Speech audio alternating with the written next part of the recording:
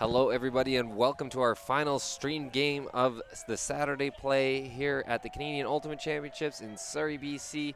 You're about to be watching the Mixed Masters final between an all-BC matchup between Vancouver's Mastadon and Victoria's Happy Campers. You got to see Happy Campers play this morning on the Mixed Masters semifinal, and you got to see Mastadon play yesterday or the day before in the pool play. My name is Lucas Main, and I am joined by Becky Thompson here in the booth. Becky, getting excited for this game? Yeah, very excited here. I think it's going to be a good one on our hands. Of course, Happy Campers have gone undefeated so far in this tournament. They did defeat Mastodon yesterday in power pools. So looking here now to extend that to another win, another victory, looking for a gold medal in this tournament. And I do think Mastodon will have readjusted quite a bit from that loss. I believe it was 15-7 yesterday. So definitely will have readjusted. I think they're a very good team, a very smart team. So I think we'll see something a bit different here today. Yeah, and looking forward to it too. So just to give you a bit of information on the game, the gender end zone, depicting which team gets to pick. The gender matchup is going to be on the left-hand side of the field where Mastodon is currently located with the disc. And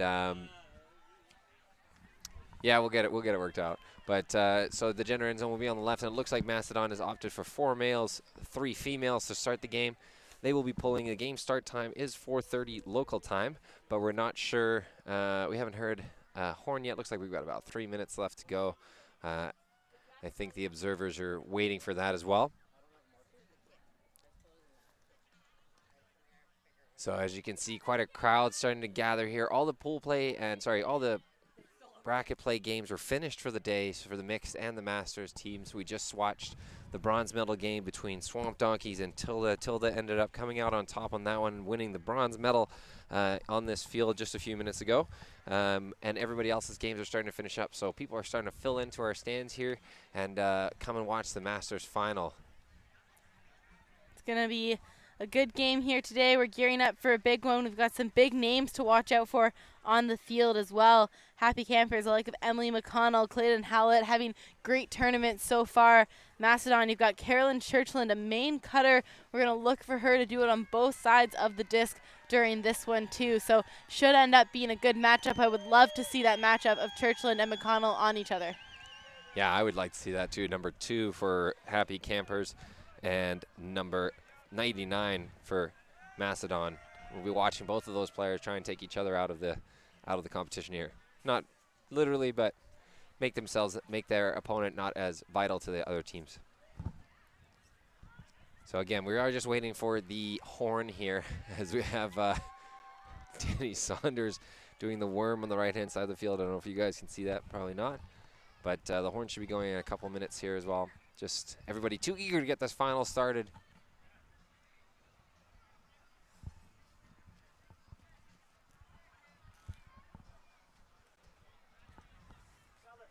I'm just waiting for the horn to signal the start of the game. We're still just under a minute away now, so we should be getting ready to go soon. As we all patiently march around, I guess a good time now to let you know that we will be doing, once again for this game, we'll be doing a fan-voted player of the game. And you can vote for your player that you want to win a set of Layout gloves, sponsored by, obviously, Layout Ultimate Gloves. And the player of the game will be decided at the end, but we do need your votes first. So you can tweet at us using the hashtag CUCsurrey, and we'll pick a player at the end here as well. If you have any questions, comments, heartaches, concerns, anything else you want to know about what's happening, you can tweet at myself at Lucas Main, or you can tweet at Becky. Her handle's at RJ_Thompson16.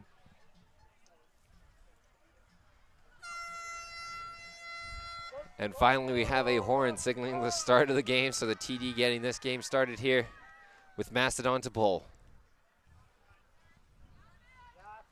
This disc is floating a little bit out of bounds on the other side there, and it will land just outside the blue line on the far sideline.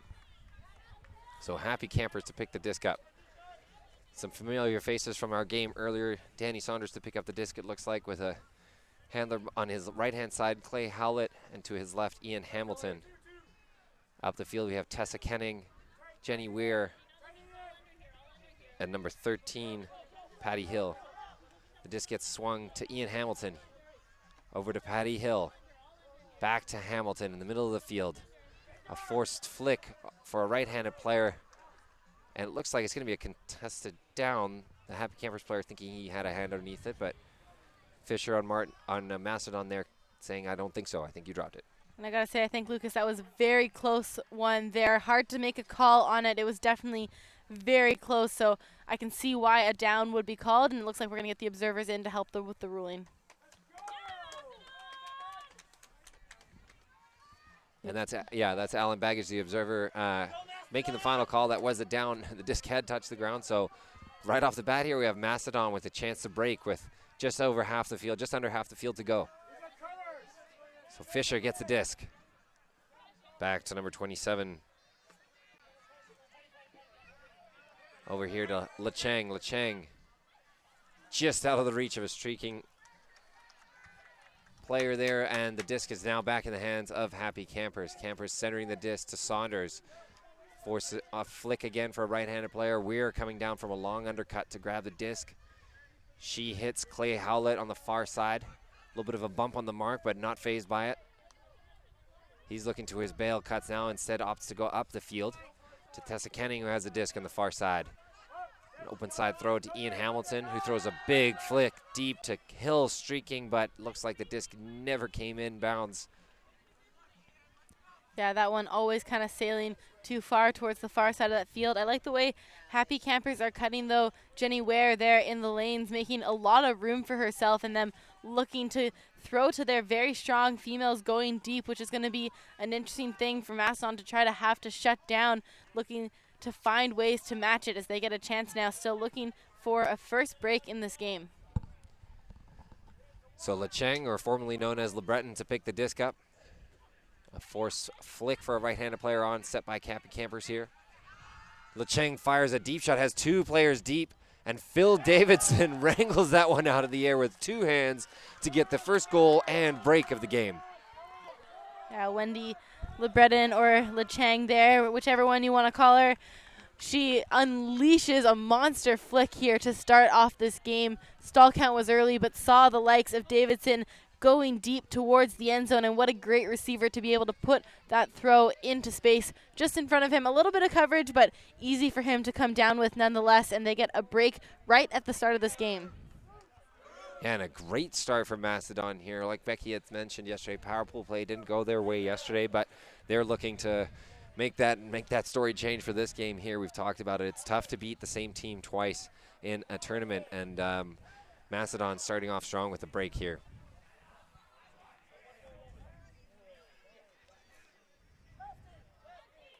So, and that's Q here. For those of you just joining us, we're watching an all-BC matchup in the Mixed Masters final game with Mastodon hailing from Vancouver and Happy Campers hailing from Victoria. So, two local rivals potentially playing off in the finals here at CUC 2018.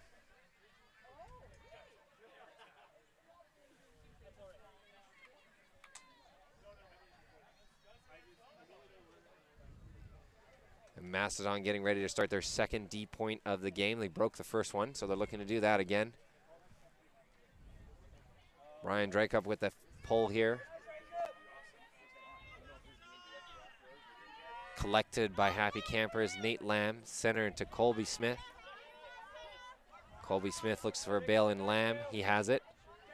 Lamb with the disc on the far side of the field, breaks the mark. Into the hands of Bergen, and Nate Lamb now throwing it deep for Tessa Kenning, who was on the run, but she's unable to catch up to that one. A bit too much steam from Nate Lamb. So for the second point in a row, Happy Campers have turned it over into the Mastodon hands. Colby Smith is going to run down to set the mark on the disc early. But Brian Baker's going to opt to walk it up to the end zone, front of the end zone line here. A flick force put on by Colby Smith. Dracup with the disc. Now looking upfield, a backhand force put on by Olender. Baker to Chu. Now Chu fakes upfield. Doesn't see what she wants and throws a dump to Dracup. Dracup holding onto the disc now. Proby with the disc. Nothing upfield, nothing in the bails. Finally, Dracup opens himself up on the open side, and Chu immediately after that as well. A dump back to Dracup. Dracup faking backhand, hits the middle of the field for Proby. Proby fakes to the break side, nothing there. There's a bump up the field. There's a throw after the call. And so it's just a turnover because the thrower had not recognized. Yeah, Proby looking to make that inside backhand shot to Dracup, who was wide open on this side, but unfortunately that one just sailing too high over his head. I do like the vision to go for that shot, but just needs to be a little bit lower. So again, Happy Campers with the disc in their hands, their defensive line getting another turnover, but hold, there's a hands are in the air from the observer trying to stop the play. There was a violation call there in the middle of the field, so looks like maybe some sort of call or movement happening before.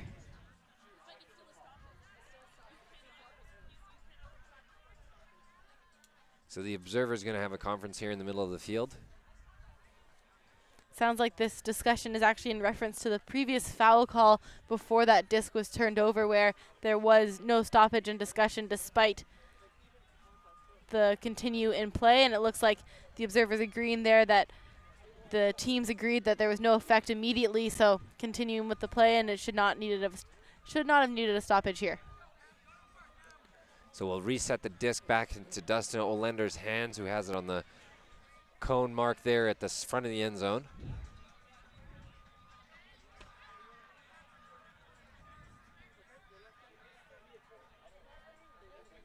The disc will be coming in on one. Dracup to set a mark.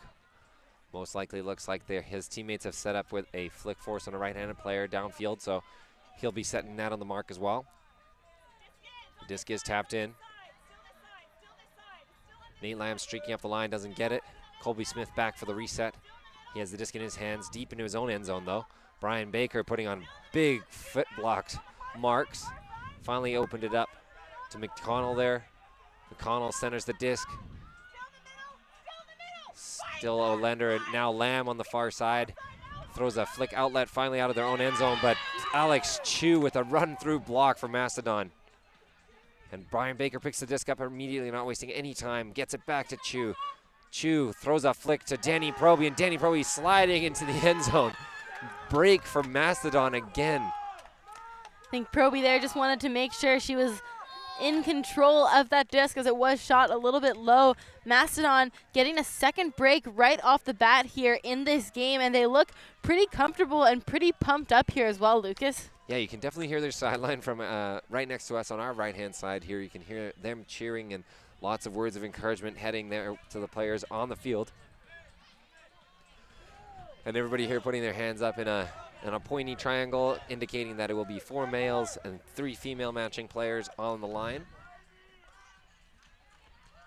What have we seen so far with Happy Campers? What's different from this morning, Becky? I think they just look a little bit thrown off by the energy that Mastadon has brought out here so far in this game. We did see, of course, that they beat them comfortably yesterday. They beat them comfortably at the regional championship as well. So I think maybe just not prepared for the fire that's come out here and just need to step up their intensity. They did have a blowout of a semifinal game. We talked about how it's hard to keep that energy going when you're winning games like that. So I think just needing to step up their intensity, and they should be okay to keep themselves involved here. So Mastadon has their hand in the air. They're ready to pull the disc. Phil Davidson holding it. Happy Campers ready to receive, and the disc comes up.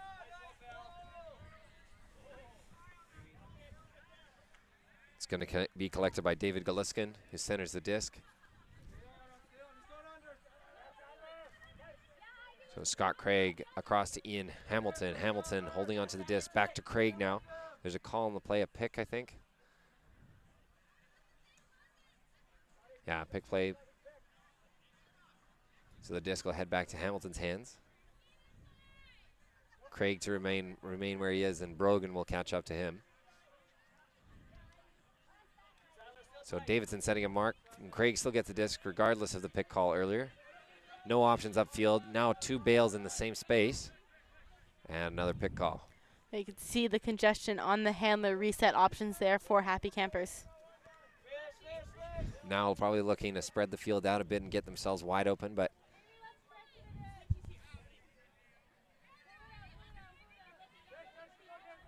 Finally, a disc comes to the middle of the field.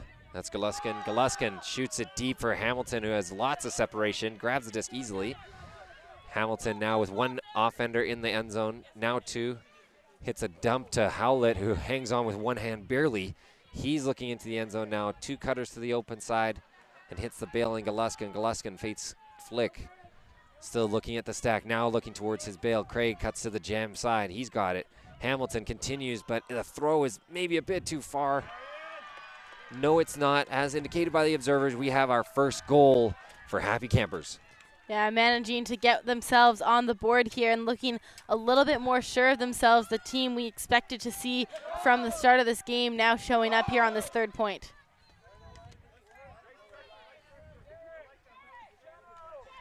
And Happy Campers there, yeah, a bit of congestion on that play. Not really showing that smooth offense we saw this morning against Swamp Donkeys. And maybe needing to make that adjustment as well, that they need to spread their field out. We saw in that stoppage, there was a couple of pick split called, that there was 4 handlers back all circling around one another. So looking to maybe spread the field out a bit more here on offense, and well, we'll have to see what they can do on defense.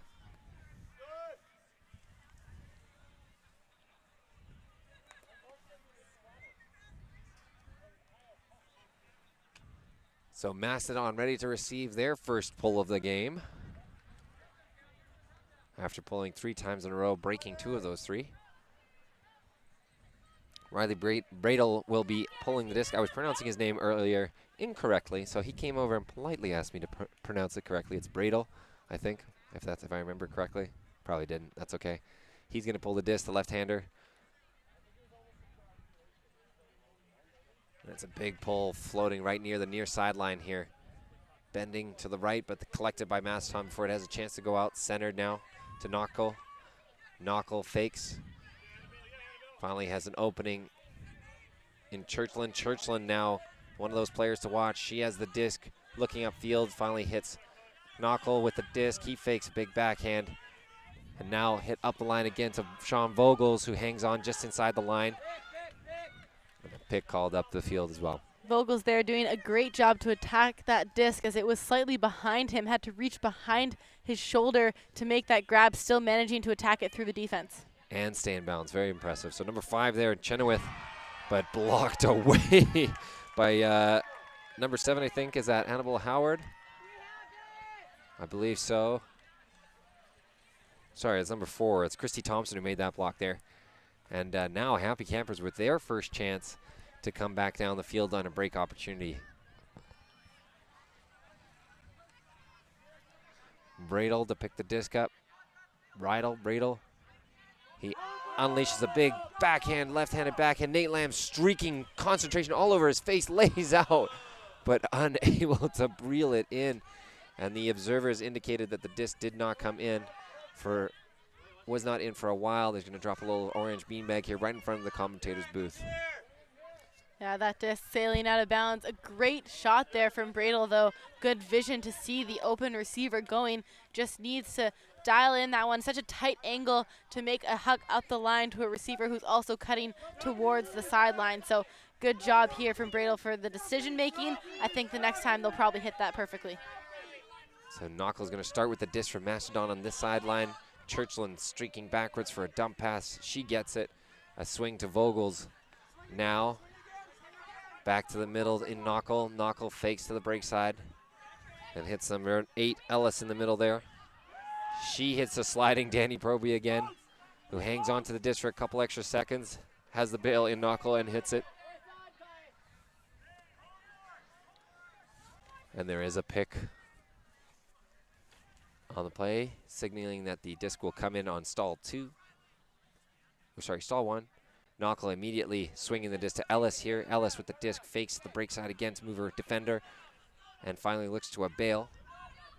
This time the fake is not a fake, it's a throw around to the break side. Proby there for it. She centers the disc and chases the open side but doesn't get a disc. A scuba over the top to Vogels instead. Vogels back to Knockel. Knockel looks off Vogels, looks into the stack, fakes Scuber. Now looking back to the middle, Ellis with it. She has one option in Churchland coming down, but there's a poach off of Danny Proby here. Danny gets the disc instead. Proby hits Chu or tries to, but Tessa Kenning gets in the way to make a block for Happy Campers. Kenning, a great run through D there, just read it so well, and that's a couple Ds here now for the women on Happy Campers, feeling like they're pretty happy to bait these throws a little bit, knowing that they have the speed to get to the disc. And Happy Campers on offense now with Lamb with the disc. There's a push pass that's out of the hands of Bridal, who was unable to pull it down. Knuckle picks it up immediately for Mastadon and looks open side, nothing there. Finally hits a bail in Ellis on a diving Bridal, unable to get to it. Instead, it's Vogels to Proby for Mastodon's third point and a hold. Proby, her second goal already on only 3 points in here for Mastadon, able to reach up and get that one. A little bit of defensive pressure there as well from Christy Thompson, but no worries this time as she brings that down. And Vogels, a good look to the end zone, and just like that, Mastadon leading still by 2 points at 3-1. Longer point there, a little bit longer than the first 3 points we had seen. So good bit of grit shown by Mastadon to finally clean that up and score. A great set there from Knuckle, Vogels, and Proby being able to connect, and Alex Chu as well making themselves known in this game. So I'll give you a reminder for those of you guys maybe just joining us or joined us after I mentioned it before, but we are looking for the fan player of the game. So if you have somebody that you'd like to see win a pair of layout gloves, you can tweet at us using the hashtag CUCsurrey, and we'll be taking those nominations and adding them to a hat and selecting a fan player of the game at the end here, and they'll receive a pair of gloves, as I mentioned. Mastadon will look for another chance to break here. Campers looking to respond.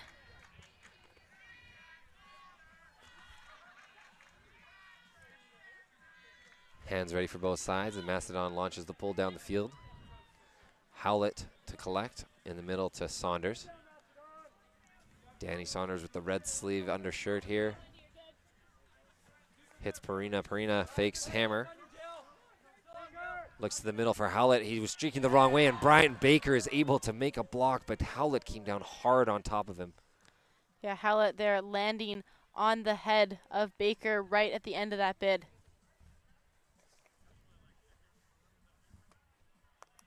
And he's sitting up on his own steam here, potentially just winded, but his head did hit the ground pretty hard. We saw in the previous game with PVHG, the player having to leave the field and no longer allowed to return to play because of a potential concussion.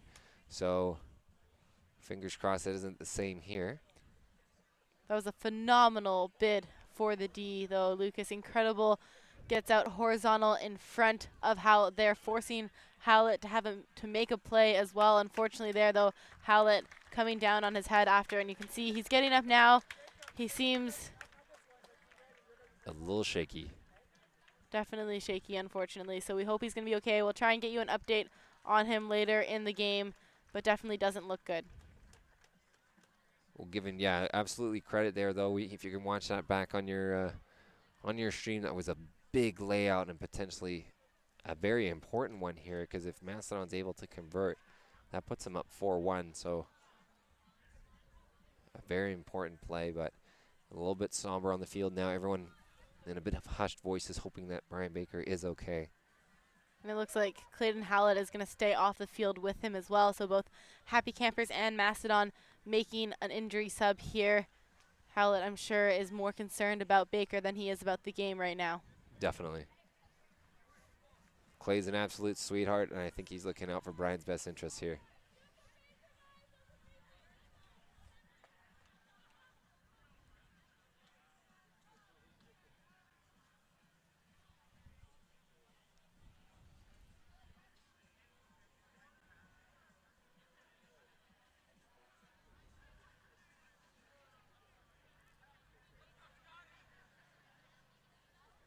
So as we wait and see here, the observers are confirming that both teams have 7 players, each team taking 1 sub. Obviously, Brian Baker taking the injury sub and Clay Howlett following him.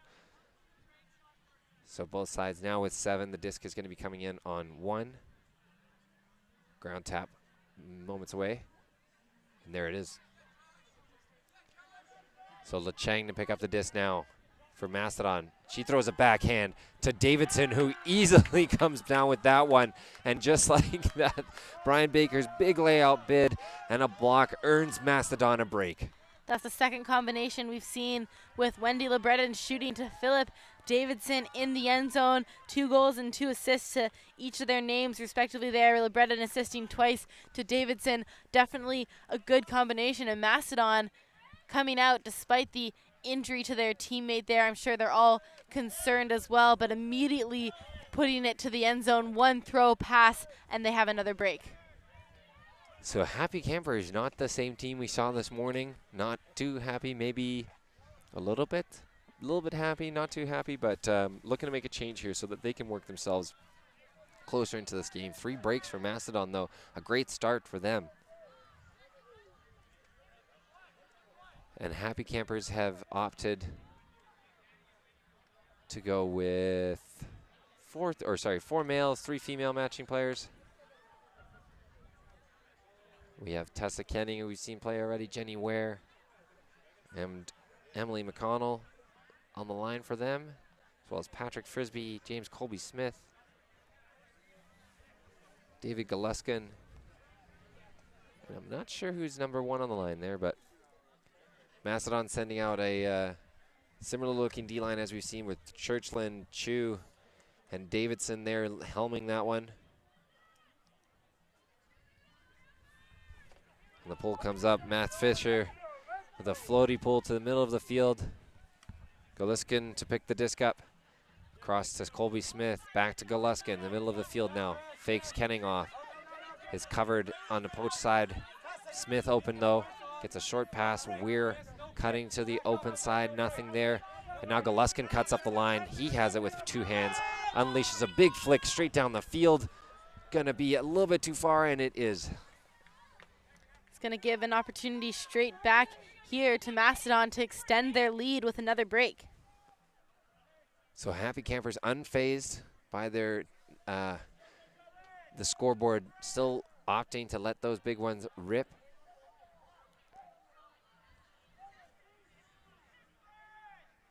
And that was number 23 trying to chase that down, Graham Hill. So Pat Frisbee will set a mark on Matt Fisher. Across to Davidson, streaking to the open side.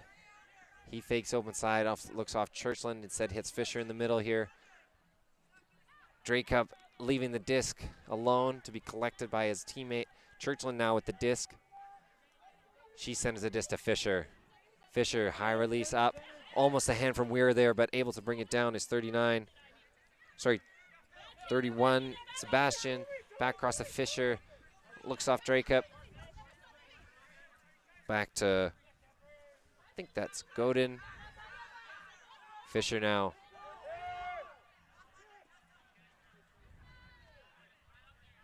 And there's a pick call on the play.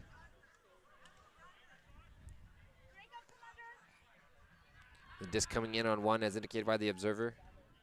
Pat Frisbee taps it in, and Fisher looking upfield. No bails, but Dracup coming back for him. Hits the break side to Davidson. Davidson at least a foot taller than his mark, so looking right over the top of him. Fisher now with the disc, swings it right across to Churchland. She hangs onto it. In the middle to Sebastian. Sebastian, backhand to Chu. Chu not quite in yet. Knocking on the door though, Chu looks around for a bail. She has several, but unable to hit one of them. Finally opens up the field, looks up the field to number 31 for the goal from Mastadon. Sorry, that was 31 to, I'm unsure who caught the goal. Alex Chu with the assist there, and it looks like that goal was by number, I was going to say 37. There is no 37 on this list here, so we'll figure out who that goal was by in a little bit, but nonetheless, what's important is that they were able to get another point ahead. Number 36, actually, David Sadler with the goal there, Lucas, and they're currently leading this game by 4 points, up 5-1 over Happy Campers, this undefeated team so far at this championship.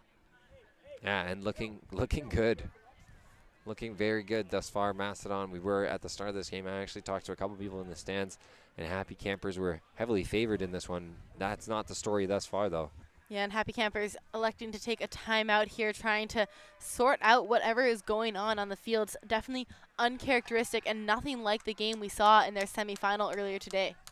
No, not at all. That game looked easy for Happy Campers. This one does not. Looks like they're in a bit of a rut, and they need to figure out what their issue is. So while we're in the timeout here, we'll give you a bit of a little bit of shout outs to our sponsors, if that's the words I was looking for. So we have VC Gear, sponsoring all the gear for our volunteers for our Canadian Ultimate Championships, both in Brampton and here in Surrey. And they have a booth set up trying to sell any merchandise. They got some cool logo stuff there. You can see in the background the beer garden's actually filled up quite a lot for this Masters final here. And that beer garden brought to you by Strange Fellows Brewing out of Vancouver, BC. They make one of my favorite beers, the Talisman Pale Ale. So if you have a chance to try that, give it a go. It's one of my favorites. And Discraft for providing all the discs at the tournament this weekend. Discraft, your go-to for any sort of disc sport plastic that you need. So we'll see now if Happy Campers straight out of the timeout can find some sort of response. But Mastadon looking very fired up. Got some angry faces on their side. They're ready to roll here now with a 5-1 lead, well in charge of this game. And Drake up from Mastadon holding this to pull. Surrounded by LeBreton or Lecheng, Chu, and someone we haven't seen play just yet. Farouk Zaba, he had a big layout in the game we streamed a few days ago. Him playing his first point here that I've seen. But Drake up is going to pull the disc, and it's up. Dustin Olender to pick the disc up, and he's going to center it to Perina. Perina with the disc now. Across the field to McConnell. McConnell back to Perina. Perina in the center of the field with a flick force for a right-handed player on. He breaks the mark to go to Ian Hamilton. Ian Hamilton inside-out flick to the break side just over the top of McConnell, and LeBreton able to come down with it, changing the direction of play in Mastodon's favor here. Now Drake-up to right, flicks, fakes flick, looking upfield still looking upfield, hits the break side, but it's a short hand block there by number 13 from Happy Campers. That was Patty Hill with the block. And Perina picks the disc up for Happy Campers. Nothing upfield, no bails either, so probably looking to, there it is, air one out, and Dustin Olender trying to avoid contact and catch the disc at the same time, unable to.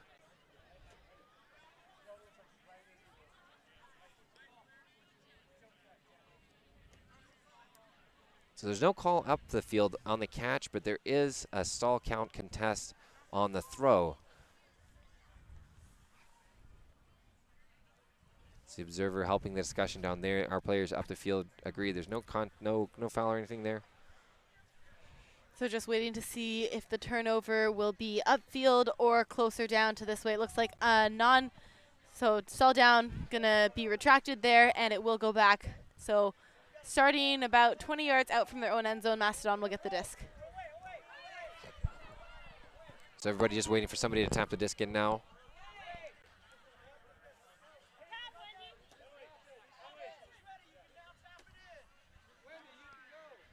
So Wendy LeBreton to pick the disc up. She's looking at a vertical stack offense in front of her. Alex Chu making a big out and undercut, unable to come up with it with one hand there. Thompson making it very difficult for Chu to catch that cleanly. Yeah, and into tight coverage there. I think LeBreton there maybe thought there was a bit more separation, but Thompson closes that distance so quickly. So Thompson with the disc now after generating that turnover. Hits Hill in the middle of the field. Hill fakes flick, but finally hits it. That was number 13. Hill now, who passed it back to Thompson for the goal, and Happy Campers inching their way back into this one. It's 5-2.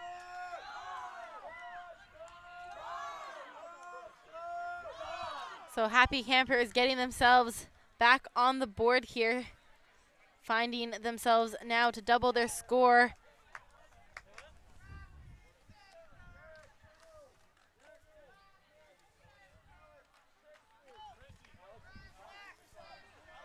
So Happy Campers look a little bit more confident on that point, able to put on some pressure defense and respond despite turning it over and allowing Mastadon to get the possession back. So credit to them to find their response earlier in this game. They weren't able to really work to get those turnovers back despite making some of their own mistakes. So good to see them able to do that here. Yeah, and great pressure put on right in front of us here by Thompson and Alex Chu. Alex Chu, I think you said it right there, Becky, that Wendy LeBreton thought maybe there was more room than there was, and Thompson made it very difficult for Chu to catch that disc, earning that turnover. So 5-2, Happy Campers get their second goal of the game, and they're ready to pull. Nate Lamb with the disc in his hand. On either side of him, he has Jenny Weir and Annabelle Howard. The disc is pulled. It might go out of bounds. It's looking like it's shading back in, and it does. Collected by the Mastadon player and center to number 28, Knuckle. Knuckle still with the disc, throws an inside-out backhand across the field meant for Churchland, but she didn't really realize, and it falls to the ground. Churchland reacting a little bit too late, like you said, not really sure that that disc was intended for her, and it'll give Campers a chance to get their first break. So Scott Craig with the disc now, and Nate Lamb striking up the line for him. He finally hits a flick inside out. Nate with the disc now, and Lamb with the disc, sorry, and hits a strong put straight into the gut of a receiver. And that is Happy Campers' first break. Kai Satura there with Surata, with the goal, getting Happy Campers their first break in this game. The crowd reacting. You can tell they want this to be a close game, and excited that Campers were able to get themselves a break. Down 5-3 now, very much back in the conversation, overcoming a 4-point deficit. Yeah, they still have to earn their way back with 2 more breaks. Mastadon doing a good job getting 3 of them within the first 4 points there. So still a bit of a hill to climb, but at least there is life in the Happy Campers. Dang, I missed an opportunity for a pun there in the Happy Camp. I'll get it next time, guys. I'm sorry. So Happy Campers playing their second D point in a row here. Will be looking to potentially generate a quick turnover for themselves and get it back in their offensive hands. Danny Saunders holding the disc for Happy Campers. Colby Smith on his left. And Dave Galiskin on his right.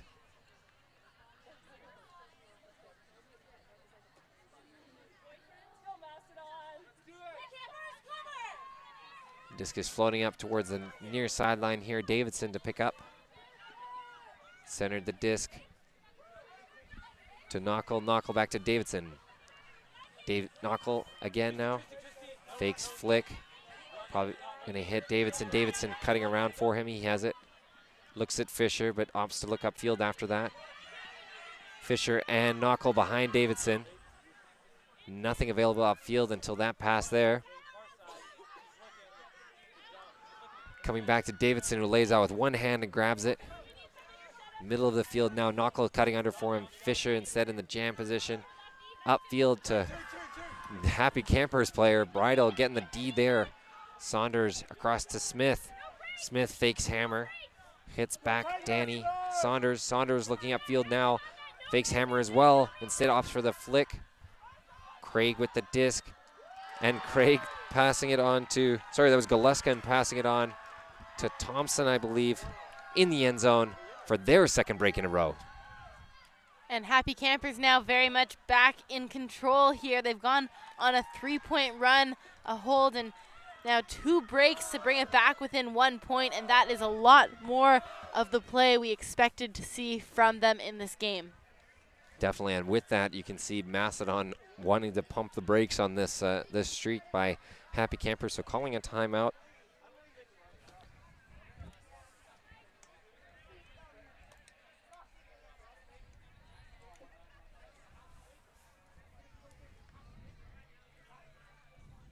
So we have our first nomination as well in our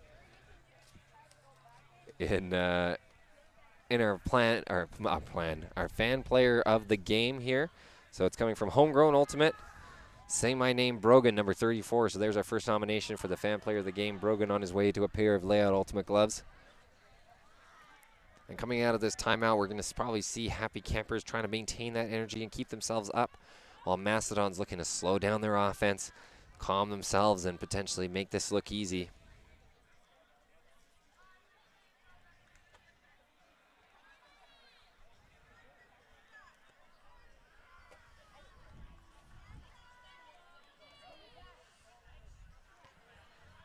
So Mastadon will come out of this timeout looking to generate a little bit more energy again.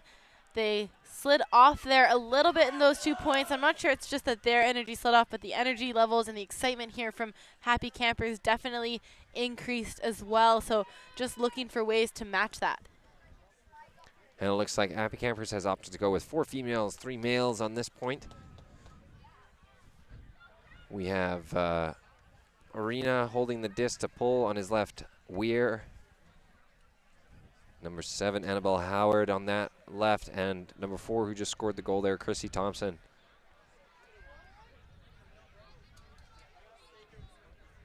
So Happy Campers to pull. The score is 5-4 in favor of Mastadon. Happy Campers looking to get their 3rd break in a row here.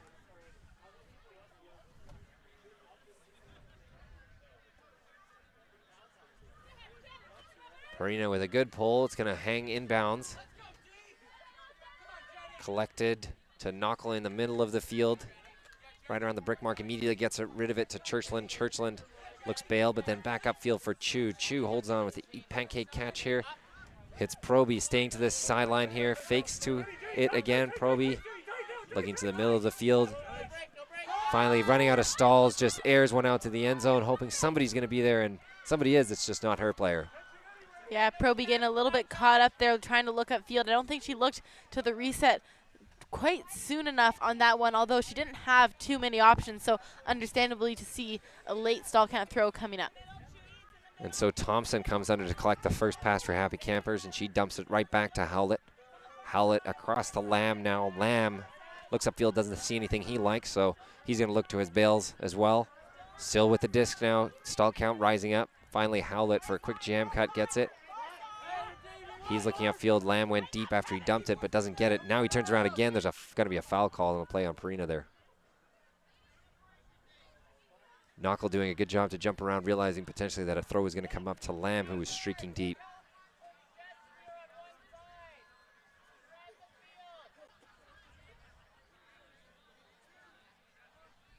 Disc starting on stall 1 again here. Perina with the disc. Churchland poaching in the middle of the field, taking away a couple of options. Now with Thompson. Thompson to Howlett. Howlett throws a flick deep to Lamb. It's hanging up for the taller player, but Lamb trying to jump over his opponent, doesn't quite get there. And great job by number 5, Kevin Chenoweth, to make the block. Yeah, that one ended up kind of going over the heads of both of them. Hard to read a disc when it's over top of your head. Chenoweth and Lamb doing well there, and the disc turned back to Mastadon. So Proby with the disc now unleashes a backhand to a streaking Churchland. She's way too open, and that's because of a pick.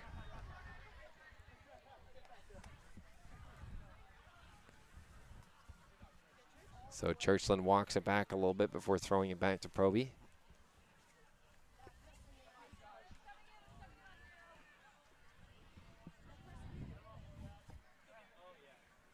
Weir and Howard here, the 2 defenders on Chu and Churchland. Proby, the disc still now in the close sideline, unleashes another backhand. Churchland opting for the same cut, this time with a Howard on her, but she reels it in. Great grab there. She's going to ditch it back to Chu. Chu tried to hit Churchland again, streaking in the line, but not quite open enough. Instead now, high stall count reaching up again, and Proby trying to, there's going to be a bit of heated discussion here. Proby thinks she had it. Howlett thinks she didn't. Yeah, Howlett thinking that he got to the disc before Proby there, thinking he was able to make the play. Looked like there could have been some contact running through. Hard to tell who was going to get to that one first, or if any of it affected the play. So we'll see if they can resolve this discussion here.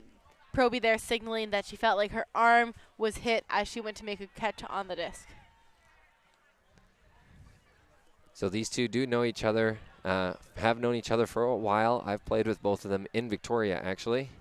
So they're friends. They're going to work it out here. Clay Howlett actually just getting a nomination for Player of the Game from Taynadon out of Vancouver, BC. So shouting out to his sweetheart there. We have 2 nominations for players of the game now.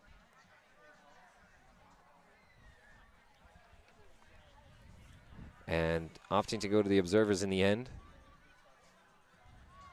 It looks like Baggish and Woods are going to discuss it on this sideline here and make the final call.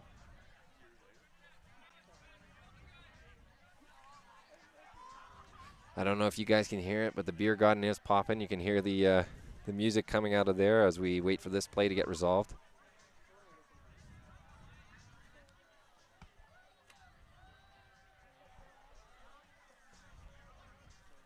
So it looks like the observer's ruling that it was a foul, and you actually saw how there during the discussion. He heard what the observers were explaining, and he immediately said, "I don't contest anymore."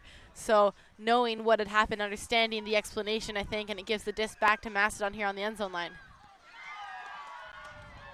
But Proby at a high stall count trying to force a backhand around to Churchland is incomplete. There's a bit of bump and grind on the play, and they're going to discuss it as well. So Churchland there felt like she was pushed out of bounds as she went to make that grab. So an uncontested foul as well. So Churchland will get to tap it in and bring it to the same position that Proby is currently in. So a quick repeat of the play, just different players with the disc. Churchland sneakily earning herself a bit of inside room there into the middle of the field. She hits a dump in Ellis. Ellis fakes to the break side. Finally hits the break side. It's floating for Danny Proby, but she's not going to be able to chase it down. So finally we have a turnover, and Happy Campers have the disc. I like how quickly Proby recognizes she can't get there and is already thinking about defense on that play. So Perino with the disc for Happy Campers now in the middle of the field. 3 cutters coming towards him, but chooses to go to Thompson instead. And Thompson just aired it out a bit too far for Ware to be able to catch up to. Yeah, Ware unable to get to that one, but a good shot there from Thompson. Just needs to be curved a little bit more with an OI edge, and that would have been perfectly in her hands. So Knuckle will pick the disc up for Mastadon. Mastadon on this sideline, high stall count again, and there's a foul right in front of us here. Josh Perino opting not to contest. It's coming in on 1.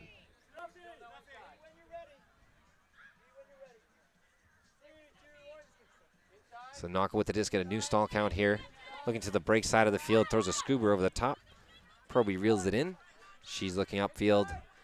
Cutter coming under, but not open. Howlett marking that away, and Perino on the disc now. Knuckle across to Chenoweth. Chenoweth, an around break to Churchland. Churchland on the far sideline, faking the backhand twice. Finally hits the center of the field to Sadler. Back to Knuckle. Knuckle, nothing upfield for him. Churchland cuts to the break side, but it's too late. The disc is already up to Ellis. Ellis throws a low throw, and Proby unable to lay out to get that. Yeah, Proby really wanting to get to these discs. These ones just unfortunately being put a little bit too in front of her. She's so open on those cuts. Be good for Mastadon. I'm sure they know this. They want to be able to reel it in. It looks like Happy Campers a long point here, so they are going to take a timeout. And a good call just to rest legs here. I don't think there's anything momentum-wise in it for these teams. Just like you said, Becky, a long point. Let's get ourselves a rest. Yeah, both these teams just searching to find a way to clean it up a little bit. A few mistakes just being made by their own throws, their own decisions, rather than actual defensive plays coming through right now. So I'm sure they just want to clean it up and at least force the other team. You always want to force the other team to make Ds on you if that's what it's going to come down to. Yeah, you don't want your own mistakes to be the ones that cause the turnovers here.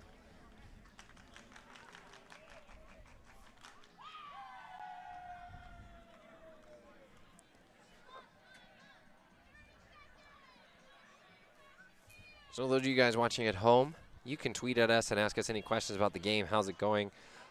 Plays, maybe they want our opinion on something as well. You can tweet at us. My handle is at Lucas Main, and Rebecca's is at RJ_Thompson16. Anything you feel like chatting to us about, we love engaging you guys at home. This is what this live stream is for you guys, because you couldn't make it out here to rainy BC to watch this game in person, so we're bringing it to you on the internet. So number 95, Clay Howlett, is going to be picking up the disc after the timeout here. I'm not sure what the stall count is. I'm pretty sure he called the timeout right away, so probably on 1. Dark still setting up their defense. Churchland looks like she's poaching the deep throw. Alex Chu is going to take away the underside on the open side. Howlett immediately looking for the bail cut from someone. He gets it in Perina. Perina steps around but doesn't throw. Finally hits Weir in the middle of the field. And a quick pass to Thompson. Thompson holding onto the disc now. Has multiple options but doesn't hit any of them. It goes to Howlett, who struck across, who immediately throws it deep to a striking Nate Lamb, who's going to have to beat Chenoweth again, but this time Chenoweth the victor once more. A great battle between those two cutters, and like you said, again, Chenoweth coming down with this D. So now Churchland with the disc. Opts to go back to Chenoweth, and Chenoweth across the field. Clay Howlett laying out, but not close enough. That's number 39. From Mastadon, back to Chenoweth here from Ellis. And again, into Ellis's hands, who looks to hit Proby, and she comes down with it with a hand in her face. Thompson doing a great job of playing some tight defense there. As well, Clay Howlett almost with a disc. Sadler holding on to it now, looking upfield, hits Ellis close to the line, and Ellis looks to throw it, but it's tapped away out of Alex Chu's hands. I think on that one, Ellis maybe getting a little bit excited. Chu was very narrowly open with time. That disc sitting up just by an extra second for the defender there to make a play on it. So maybe just getting a little bit excited on the end zone line there for Mastadon. And Annabelle Howard, the one making the D there, looked surprised that the throw came up because she was so close, as Becky mentioned. But this throw coming up to Hannibal, not on defense, on offense, and it's going to stay out of bounds.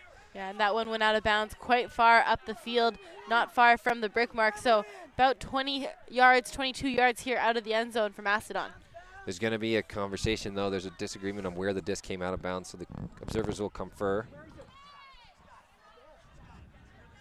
So Stephanie Woods, our observer, she's going to tell our players where the disc is coming in. It looks like it could be right on the end zone line for Mastadon. Yeah, and Woods would have been down there right beside the thrower watching that disc the entire time. So it's going to be, yeah, like you said, on the end zone line here. Churchland, great fake cut, and just wide open gets the disc.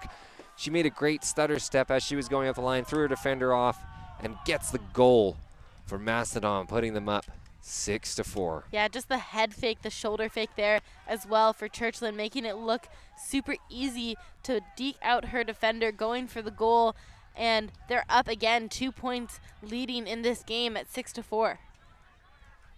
And I don't know if we're going to have a timed half here. We are at 48 minutes of game time. We did have a timed half in the semifinals game earlier, but it is a longer time slot, I believe, Lucas, for the final game. It should be 105 minutes here, so a longer time slot rather than the 45-minute time cap. Cool.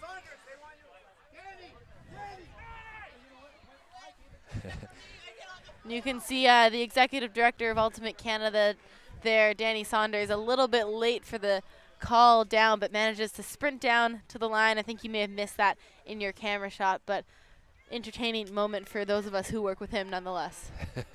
He is quite the character, and it's good that he gets the opportunity to play in this tournament here as well, not just help put it all together. And with that, I'm going to give a quick shout out to all the people who helped make this happen, including Rebecca Thompson here. She's been doing all of your social media, anything promotion-wise. She's even been doing the social media for the U20s that are happening in Waterloo right now. So big shout out to them and the organizing crew here, Terry Lynn and friends. But get you back to the game here. Olender with the disc for Happy Campers. Happy Campers back to UC director Danny Saunders. Danny Saunders to McConnell. McConnell holds on to the disc. Nothing developing upfield. Finally hits Tessa Kenning on the open side. Kenning still with the disc now. Hits back to McConnell on the open side as well. McConnell breaks the mark to the center to Hamilton. Hamilton back up the field there. Now with McConnell again.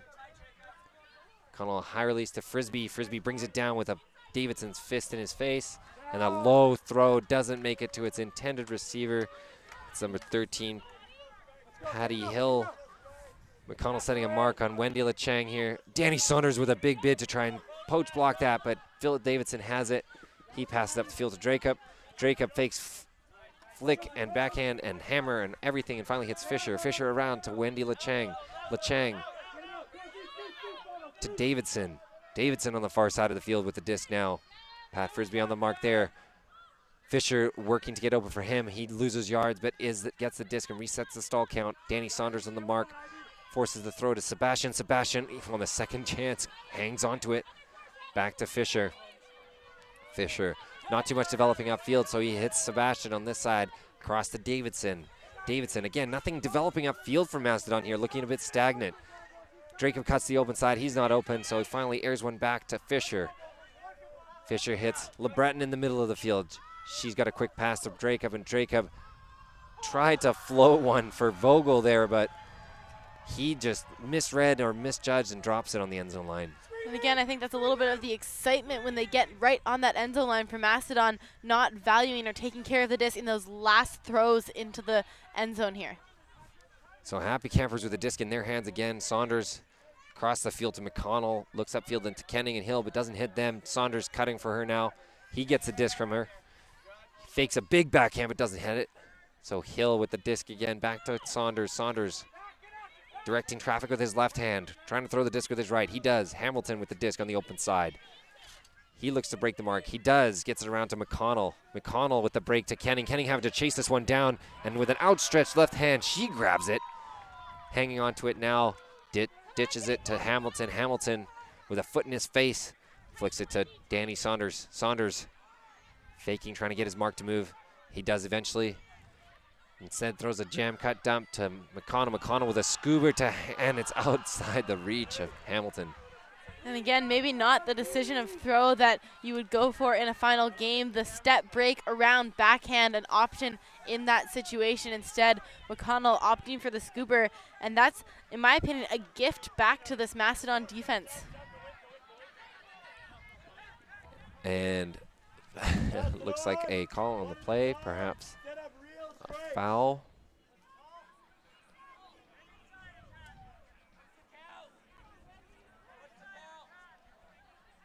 Count's going to come in on 4 here.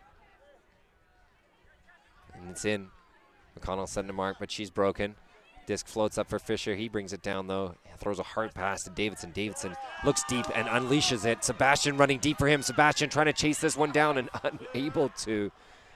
Great effort. 2 streakers going deep. Davidson throwing a good shot, but just too much juice. Yeah, too much spin. Just that one always going to sail away from his 2 receivers. But despite the execution on the shot, a very good decision here from Mastadon. 2 wide open receivers that Happy Campers had done really nothing about shutting down yet.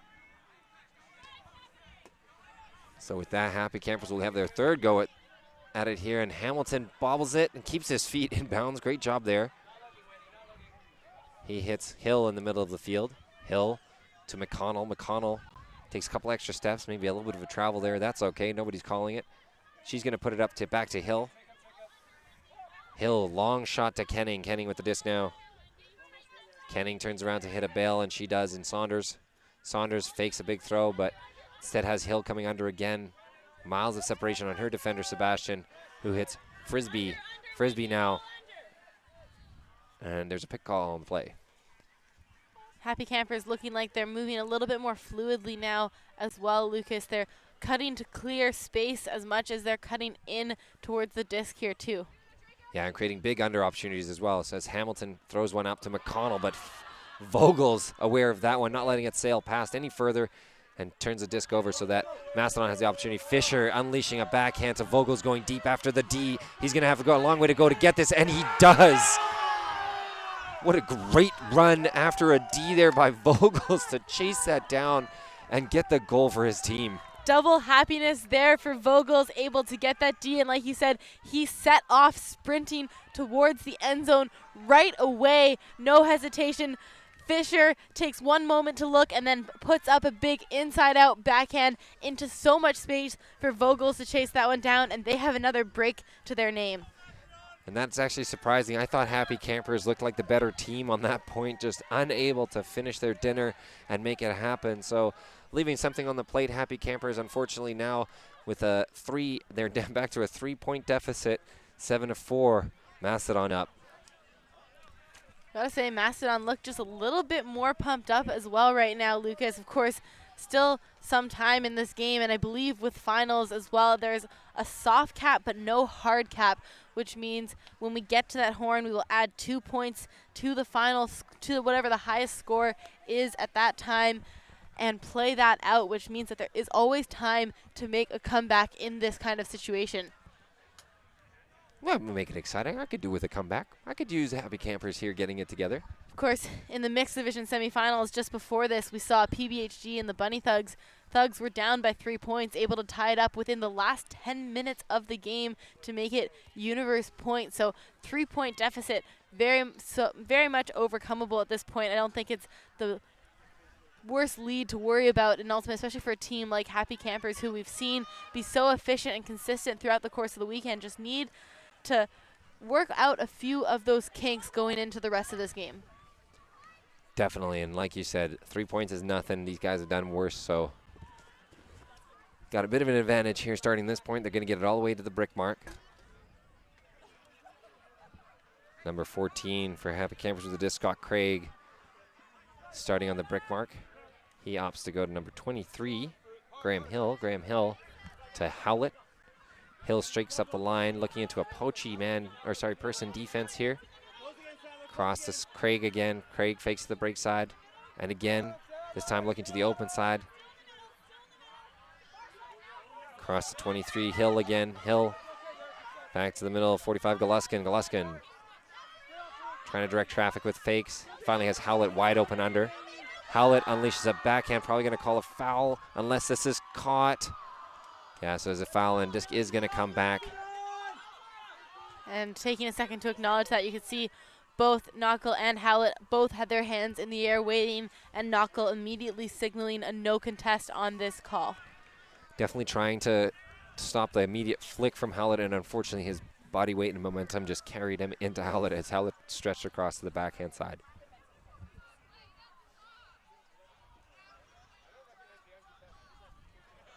So everyone's going to do their best to try and retreat back to where they were at the time of the call. It's very difficult to tell when you're on the field where was I when that call was actually made, but everyone does their best, and it's a best guess effort for sure. So it looks like we're all set to go. Knuckle's going to tap the disc in here. Howlett, the bail immediately to Galuskin. Galuskin across to Hill. Hill now with the disc on the far side. Back to Galuskin. Galuskin looking at 3 cutters under, and it's going to be number 33 here, Bergen, who has the disc, and Thompson reeled that one out of the air as an errant throw from Bergen came up. Back across to Galuskin. Galuskin to Hill. Hill fakes, throws it straight back to Galuskin. Galuskin hits Howlett on this side of the field. Howlett looking into the eyes of Knuckle still. Hits a bail around to Hill, streaking across. Hill unable to connect with number 14, Scott Craig, cutting under on the break side there. So another miscue and giving Mastadon the chance to come back. Mastadon will see if they can take advantage of this one. They've looked pretty confident in getting these turnovers so far. As Sadler goes up with 2 hands to catch that errant pass. Throws a low one, but collected easily by number 19. That's Jill Calkin, who throws the disc to Davidson. Davidson back to Knuckle. Knuckle. Oh, and just a hand-eye miss there by number 22, Hannah Gustafson.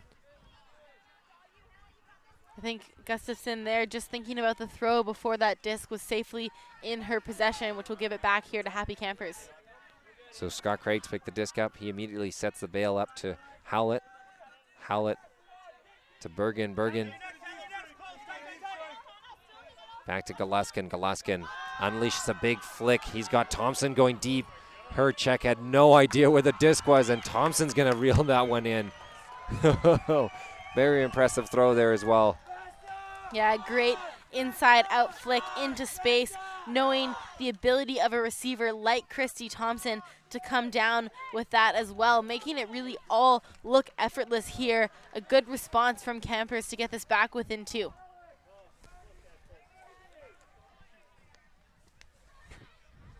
So the momentum in this game has been shifting left and right and forwards and backwards. It's really not easy to tell who has it at any point in time. Big throws like that can definitely pull your team out of a rut if you're feeling a little bit down and all of a sudden one of your players unleashes a big throw like that for a goal. So Happy Camper is probably a little bit more stoked up now. Mastadon, though, giving a great effort on defense, forcing a couple of turnovers, having to play long points. Everyone grinding out here, but Happy Campers now to pull to try and break themselves back into the game.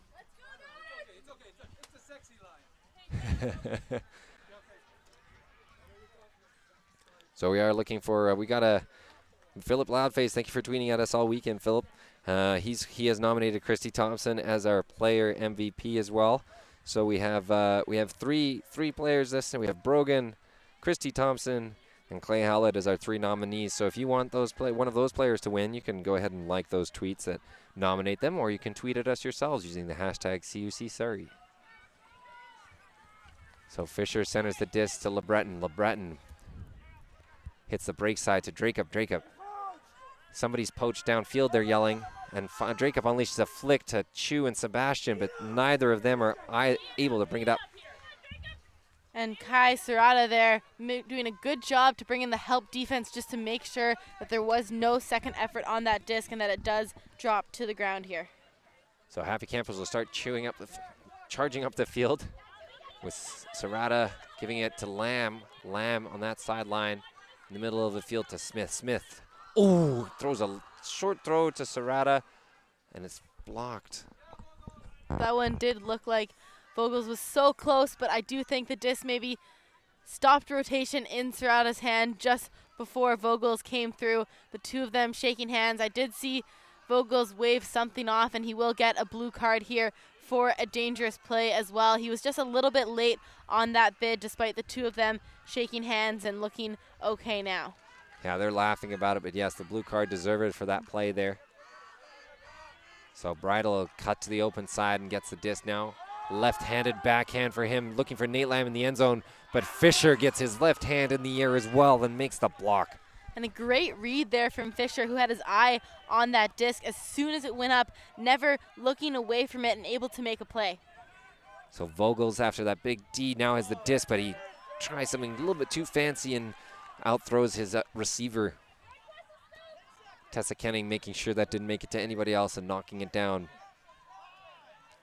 Happy Campers now in a vertical end zone stack with Bridle picking the disc up. Lamb going to the break side immediately. It's a good throw from Bridle, and there it is. Lamb collecting it easily for the break, and Happy Campers charging their way back into this one again. Bridle just sitting that one up on the inside out flick to the end zone. Nate Lamb gets quite a bit of speed to gain separation there and able to come in with that one. They bring this game back within 1 point, and Mastadon are going to have to find a way to keep up a little bit here, as Happy Campers are showing us now that they're not too worried about the momentum of this game, happy to keep grinding out these points, and I think still looking like they're fairly comfortable in these situations.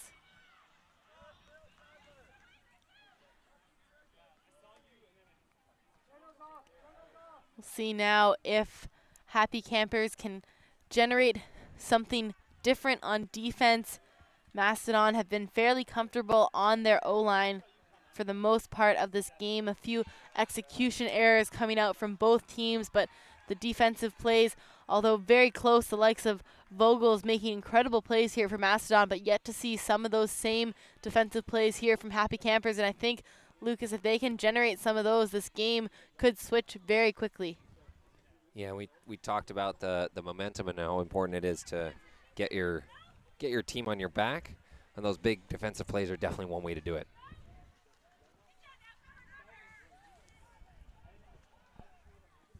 So we have Happy Campers coming down on defense, centering the disc is Mastadon.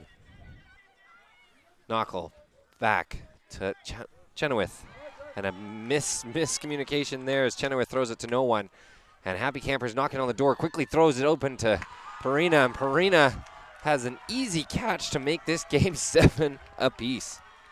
David Goluskin there not taking any time to put that to Perina in the end zone and making it, like you said, tied at 7s here. Happy Campers back tied for the first time since early on in this game. Yeah, they're finally able to stoke their own fire here and get the hot dogs ready or marshmallows, whatever they're camping with, and get excited because they've tied it up here right before we get into half. So it looks like we're going to have half at a point total here of 8.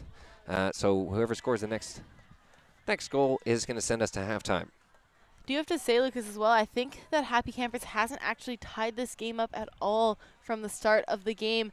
Mastadon went on a little bit of a break run right at the start, making it 2-1 and then 3-1. And Happy Campers, despite coming back in at 5-4, have been trading a few ever since. And this is the first time they've actually been able to tie the game since the start of it. So a break here could give them their first lead and help them take half.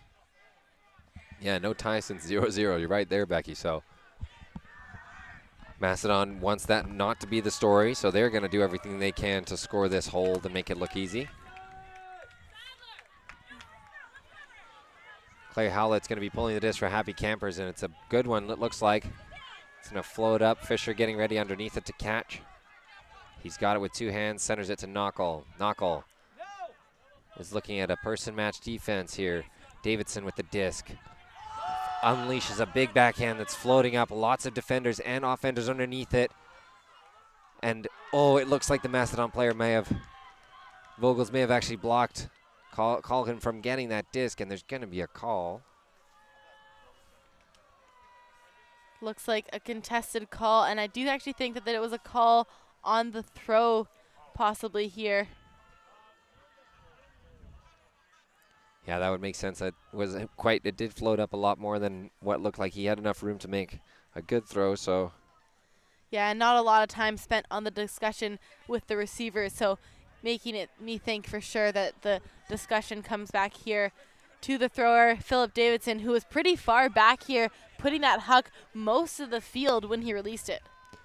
Yeah, him standing about 5 yards, or 10, I guess, yeah, 5 or 10 yards behind the brick mark here. It was quite a big throw, like you said, Becky.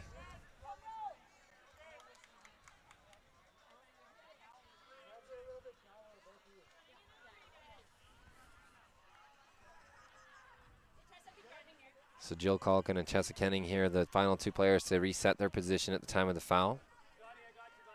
Disc coming in, Davidson still with it. He swings the disc to Knockle. Knockle fakes the break side, now looking to the open side again, and back to the break side. Hits Davidson with a hard flick, who hits him right back. A scoober over the top to Vogels, cutting under. Vogels centers it back to Knockle. Knockle has Davidson streaking deep, but opts not for it.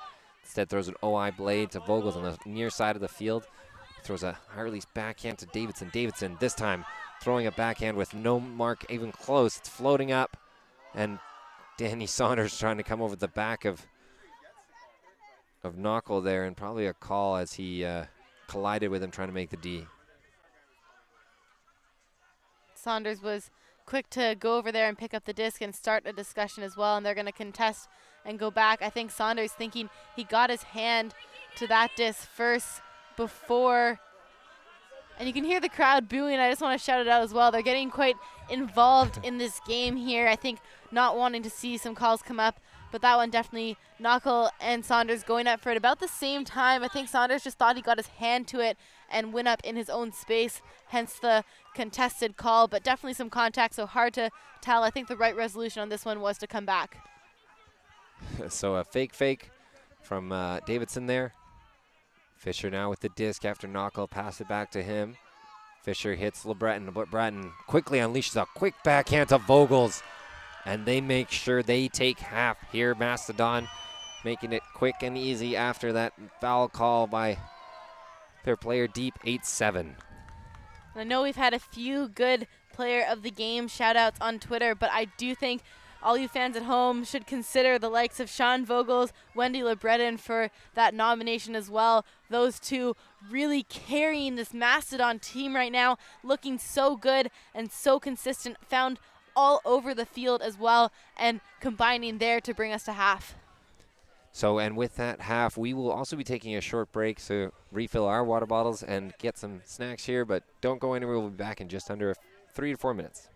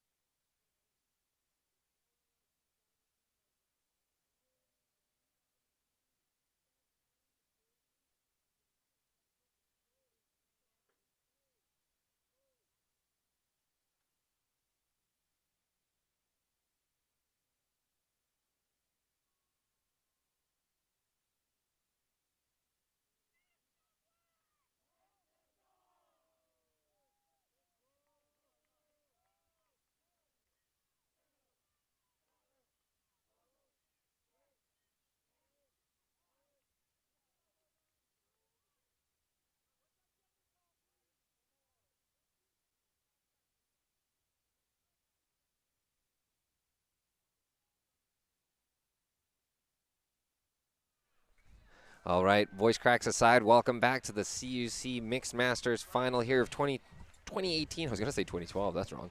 2018 here in Surrey, BC. A little bit of an overcast day. We've got a really exciting game for you here in the finals.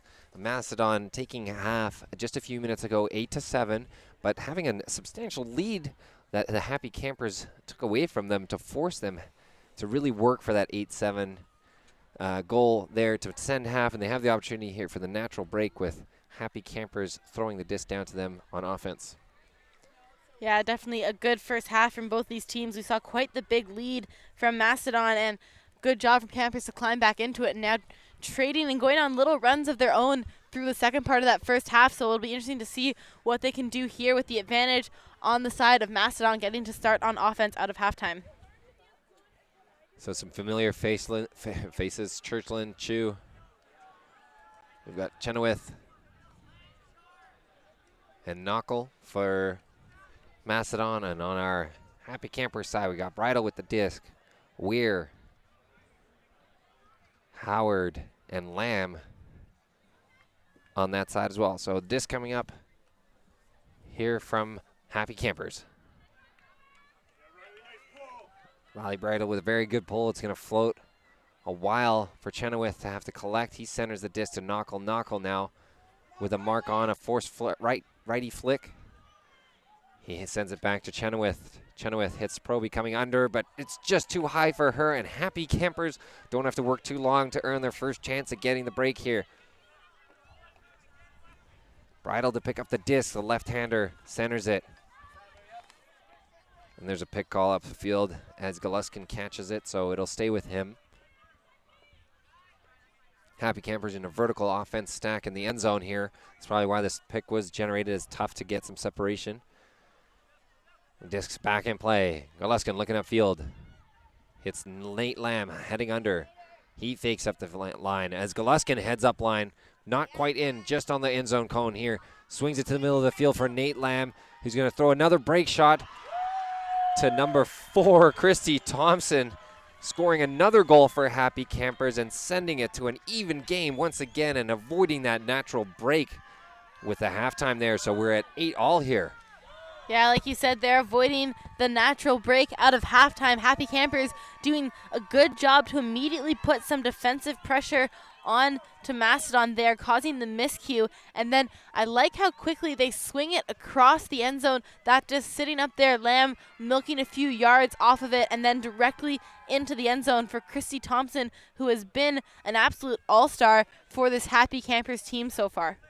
I think all-star is the way to put it. She's already been nominated for Fan Player of the Game, so that's good to see. But she's doing a good job of making sure she puts the team on her back as well.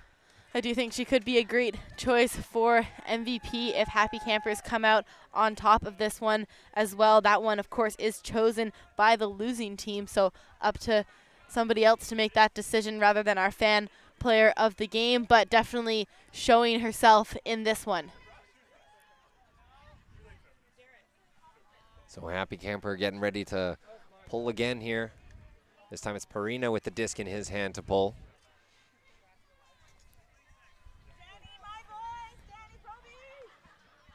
And it's up, so we're going to see if Mastadon can stop this streak by the Happy Campers here. As number 27, Karen Wright, centers the disc to Knuckle. Knuckle throws a big backhand. It's floating up, though. He's got Sean Vogels trying to hunt it down. It's fading out of the field and blocked away by Scott Craig, I believe, who made that block. Yeah, that one was fading out of bounds, and that gave Craig the better read on the disc, able to get that hand to it to make a play. Vogel's a great receiver, but not much he can do when that one was trailing away from him the whole time at the end there. So Scott, almost a missed throw there, but Perina able to hold on to it. Dishes upfield and gets it right back.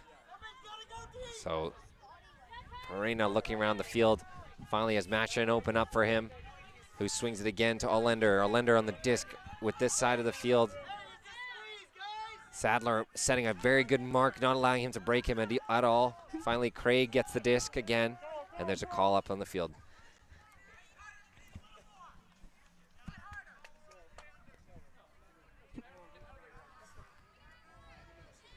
So Vogel setting the mark on Craig here, and the disc is in.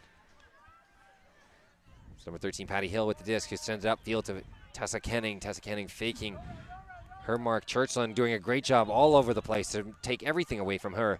Kenning struggling and throws it into the air. Nobody able to come down with that one. No calls at all. Yeah, Knuckle just able to get his 2 hands up to that one first. And he quickly throws a scuba over the top to Vogels, who unleashes a big flick downfield to Danny Proby, who easily reels that in with a pancake catch. And there's Sean Vogels again doing it, this time with the assist here, getting it to Danny Proby in the end zone. And Mastadon clearly not too phased about Happy Campers making a run back into this game as they get themselves back on top by 1 here at 9-8. Yeah, and Happy Campers unable to grab their first lead of the game, even though they had generated a turnover. I'm going to give a lot of credit to that turnover, getting it back to Churchland, who set a very aggressive mark, able to shuffle her feet all the way around, not giving Kenning the ability to throw anything. So great job, Churchland, to force that stall 9 probably hospital pass to get the disc out of her hands. Yeah, Mastadon has put on some very good marks in this game for sure, Lucas. We've seen them put on that pressure and cause a few late stall count decisions as well. So definitely good to see it happening again there. So Mastadon still in the lead, having led most of this game. They will pull. That was Fisher with the pull. Underneath it is Smith to center to Howlett. Howlett looking upfield, waiting for a play to develop. It does, so Saunders is open on this side of the field. He fakes a big throw. Instead opts to center it back to Howlett, who also fakes, but finally hits Weir on the undercut. Lots of room there. Joe Culkin on the mark, preventing it. And there's a slowdown in play. It looks like there's a call on the mark.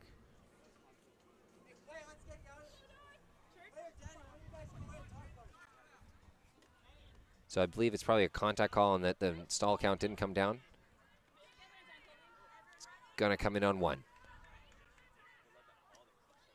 Calkin setting the mark again. Weir with the disc. Weir hits Saunders, streaking across the field.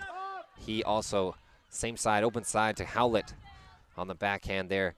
Mastadon finally clamping down their marks. Saunders able to get open. And I very much tried not to laugh at that one, but Danny Saunders breaking his cleat. That's my boss out there on the field breaking his cleat in the middle of the Masters final here in Surrey. So I'm not sure. The rules changed on equipment very recently. I don't know what the rule is now. Does he have to play with no shoe? What does he have to do? I don't know. And you can hear the crowd now chanting, "Take it off." Want him to continue this point, but it looks like they will get a sub. He looks like such a goof out there.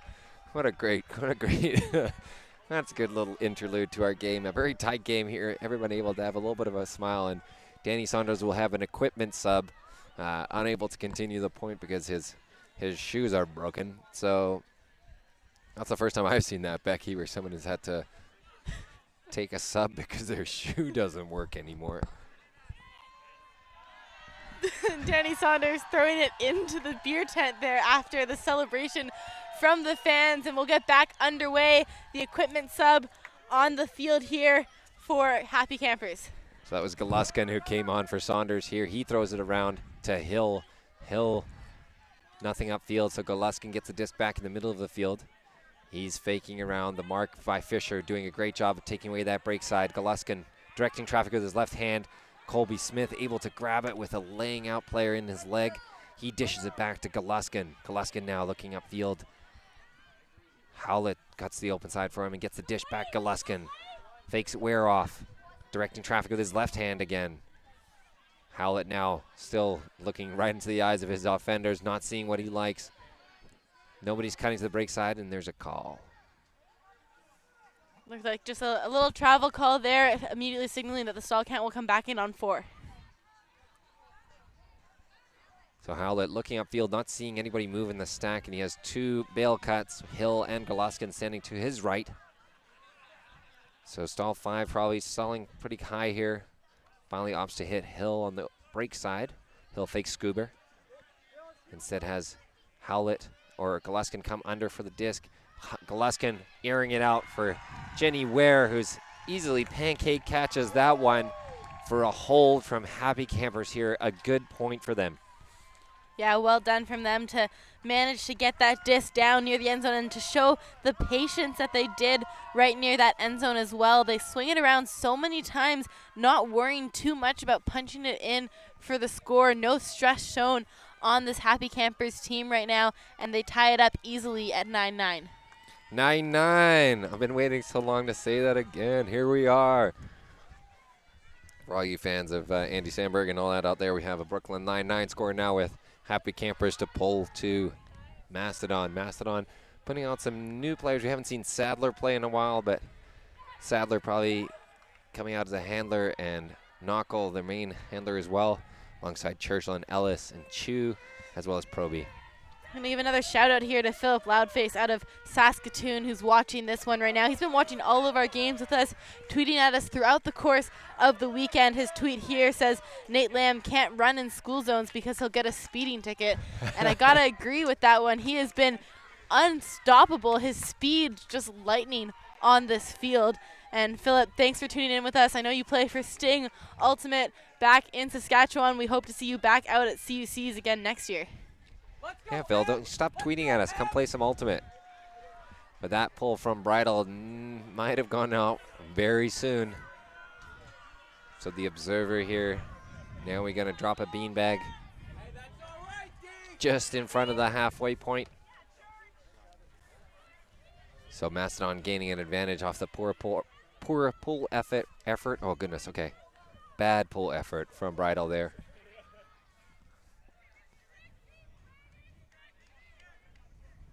And Mastadon's going to opt to take it in the middle of the field as well. Knuckle holding on to the disc. Sadler on his right. Proby streaking across the field, gets looked off. Churchland coming under. Serrata on the mark here for Happy Campers. Coming in on 5 is the Salt County indication. Serrata taps the disc in. Churchland going to the break side. She has it. Great grab by her. She fakes a backhand. Now she's looking for a bail on from Knuckle. Knuckle cuts up the line, but it isn't open. Ellis instead gets the bail cut. Ellis looking upfield and now back towards Knuckle. Behind the disc, Knuckle around to Sadler.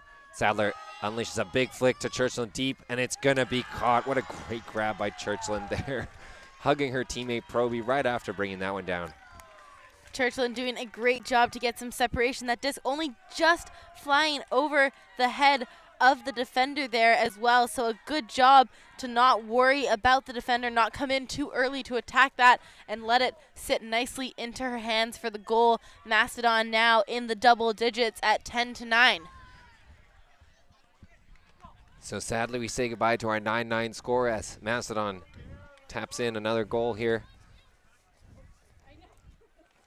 This game very close. I was gonna say earlier Mastadon had the upper hand, but now that Happy Campers has brought it within one and one break away from going up, this game is quite even again.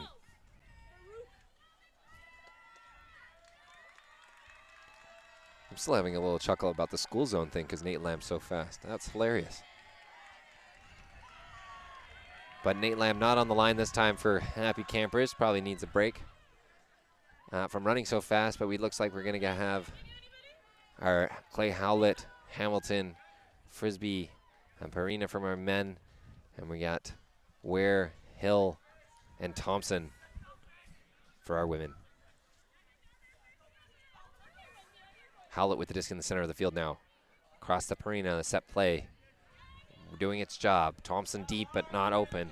Howlett cuts the open side. A great throw from Perina to give him lots of room to run onto it. And Clay sees Ware deep by herself, but Sebastian coming off her mark to grab it, but doesn't. And Ware points back to her fiance and thanks him for that one, and ties the game up at 10.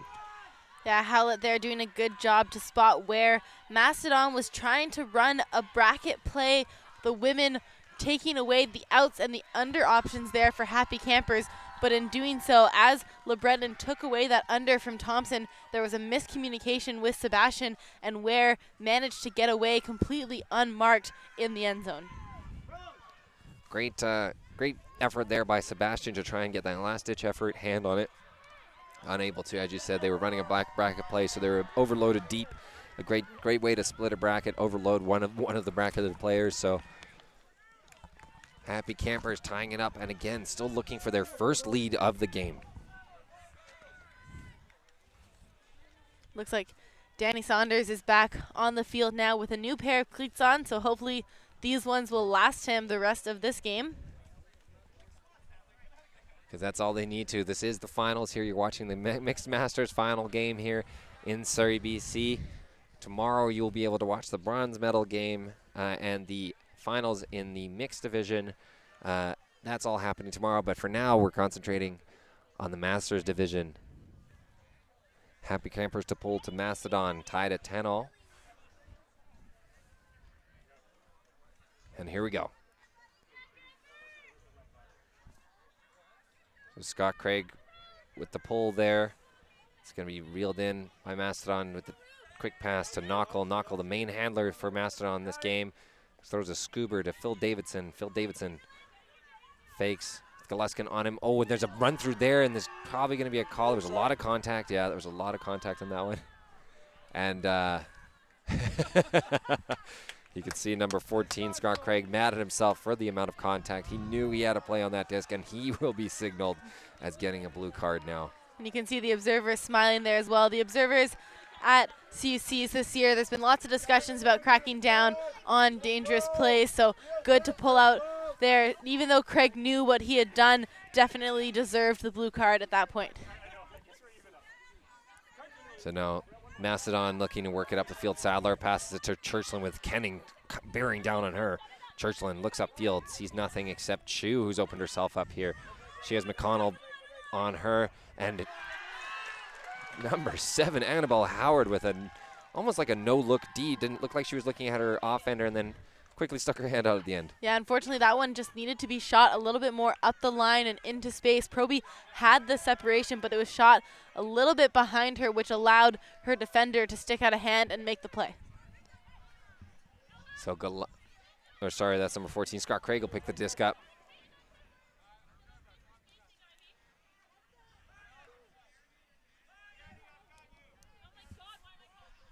So it's a contested foul on somebody. We're not really sure who.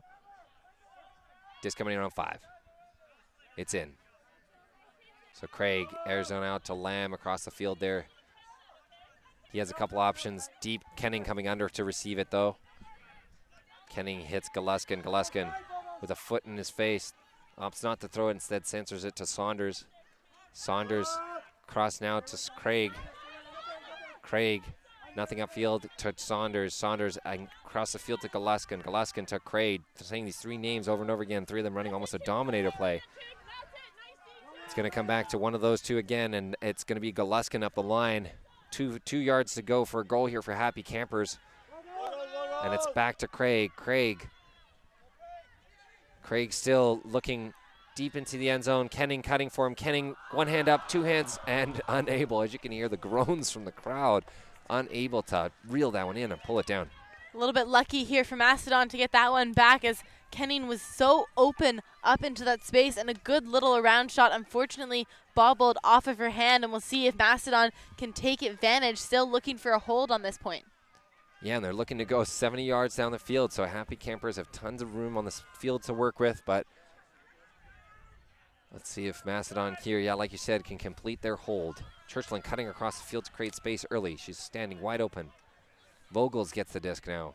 Vogels breaks the mark to Chu. Chu centers the disc to Knuckle. Knuckle, 2 defenders on him. Dishes it to Davidson. Davidson up in the air to Vogels. But there is a pick called on the play. And a bit of hugging. Yeah, Lamb and Proby there hugging it out in the middle of the field as they collided, and easily gonna catch up here as we'll get back underway. Alex Chu with the disc. McConnell setting a mark on her. So Alex Chu fakes the break side. Now looking for a bail cut. Anybody can help her, and Churchland is more than happy to oblige. She does. She dumps it back to Davidson. Davidson cross to Knockel. There's going to be a pick called on Knockel's marked Saunders there.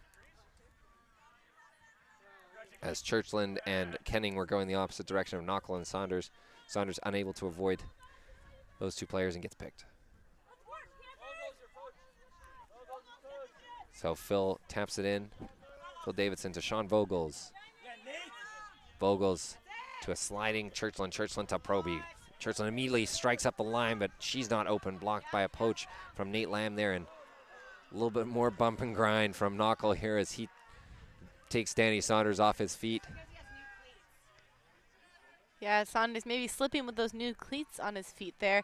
But Knockel calling the foul actually as he tried to go up line. I think Saunders trying to say that he didn't move his feet there, planted them, so maybe a contested foul, but does look like it won't affect where the disc is. The observer is going to make a quick ruling here, saying that there was no foul. So Saunders did manage to keep his feet planted, meaning that he didn't move into Knockel's space, so that is not a foul.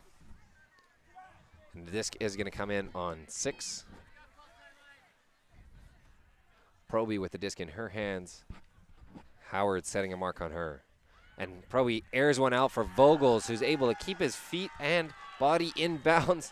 But it's not a goal yet, as indicated by the observers. So Mastadon still working the disc around. Davidson with it now in the middle of the field. Sends it back to Knockel. Fakes to the flick side. Fakes to the break side. Still looking at his stack. Many cutters happening. So much happening. Finally, Alex Chu opens herself out. And another stoppage on the play. There's another pick call in the stack. I just want to go back and give credit to Danny Proby getting that disc so nicely into space in front of Vogels there with such a tight angle. Chu hits Churchland, or not, sorry.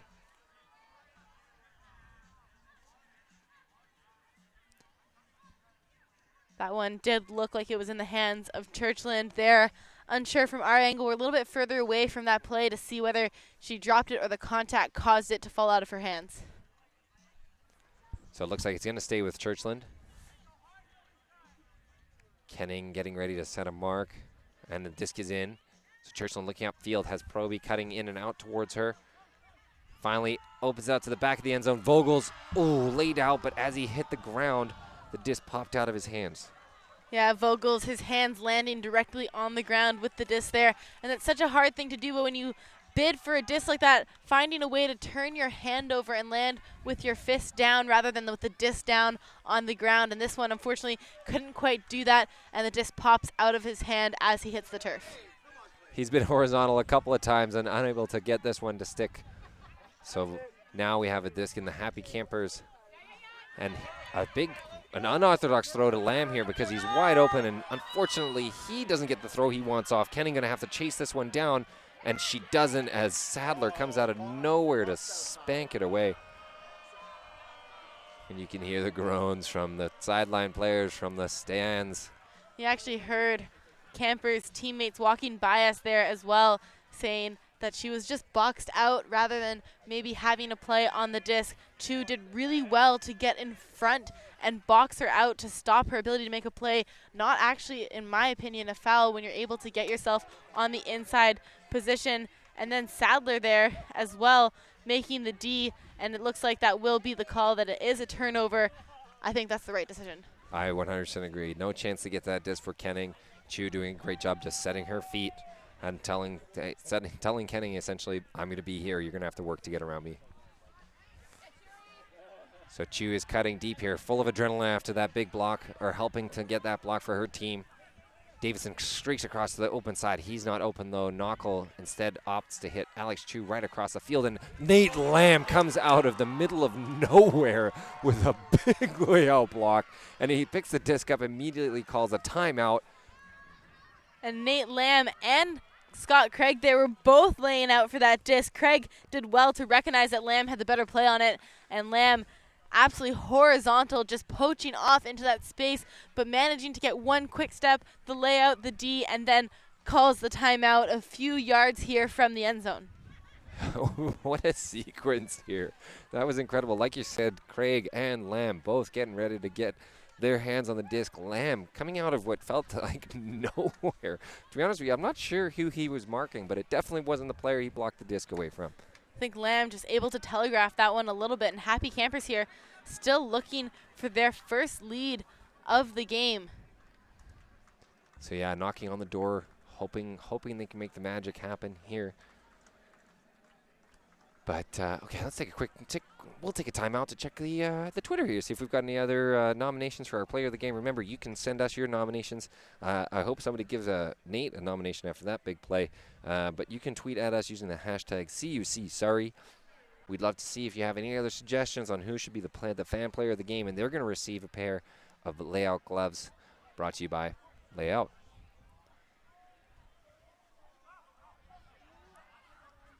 So the teams here, looks like Mastadon's having a jovial little bit of talk with the Happy Campers sideliners. The observers have indicated that the non-players have to leave the field, so we're waiting for the offensive team to set up.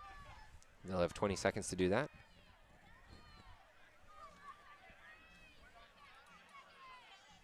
So now defense has the chance to match up and set themselves. Once they're ready to go, Sadler will be tapping the disc in on Nate Lamb. And it's in. So immediately we have Galuskin trying to head up line. He's stopped by Davidson, so it's a quick dump. And Nate Lamb turns around and heads up field. He jumps as he's trying to catch the disc and lands with both feet in the end zone. And with that, ladies and gentlemen, those of you watching at home, Happy Campers have taken their first lead of the game. And Galuskin doing such a good job to get open on those resets. Nate Lamb there took 1 step, 2 steps maybe into the middle of the field before then continuing his cut up line. Galuskin able to put that one out into space, and that's 5 assists now for David Galuskin in this game. And I think most of those coming in the second part of it, as well as they have really run themselves up to this point using their legs and their hard work to get their first lead. As it looks like now Mastadon will take a timeout. So both teams afforded 2 timeouts per half. We've seen, I think this is actually our third timeout in quick succession here as the momentum switches back and forth between the two teams. Happy Campers definitely with all the adrenaline now flowing through them as they've made a good run at getting into the lead here in the final game, in the gold medal game here. Mastadon having to dig deep and find something special to stop that momentum that Happy Campers has managed to build up behind them.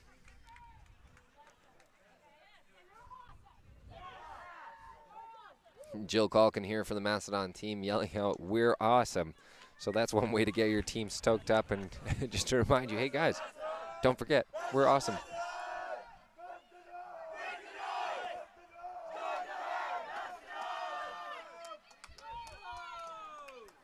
Well, I'm inspired, Becky. Yeah, you could hear right at the start of that timeout that Mastadon, when they brought themselves together there, immediately talking about a shift in momentum. And I think acknowledging both the fact that they have slipped off a little bit where Happy Campers have come back in, and saying to their team, it's our turn to go back on a run the other way. Yeah, let's get it back on our side here. So Mastadon will be sending out an O-line here consisting of LeBreton, Davidson, Fisher, Farouk.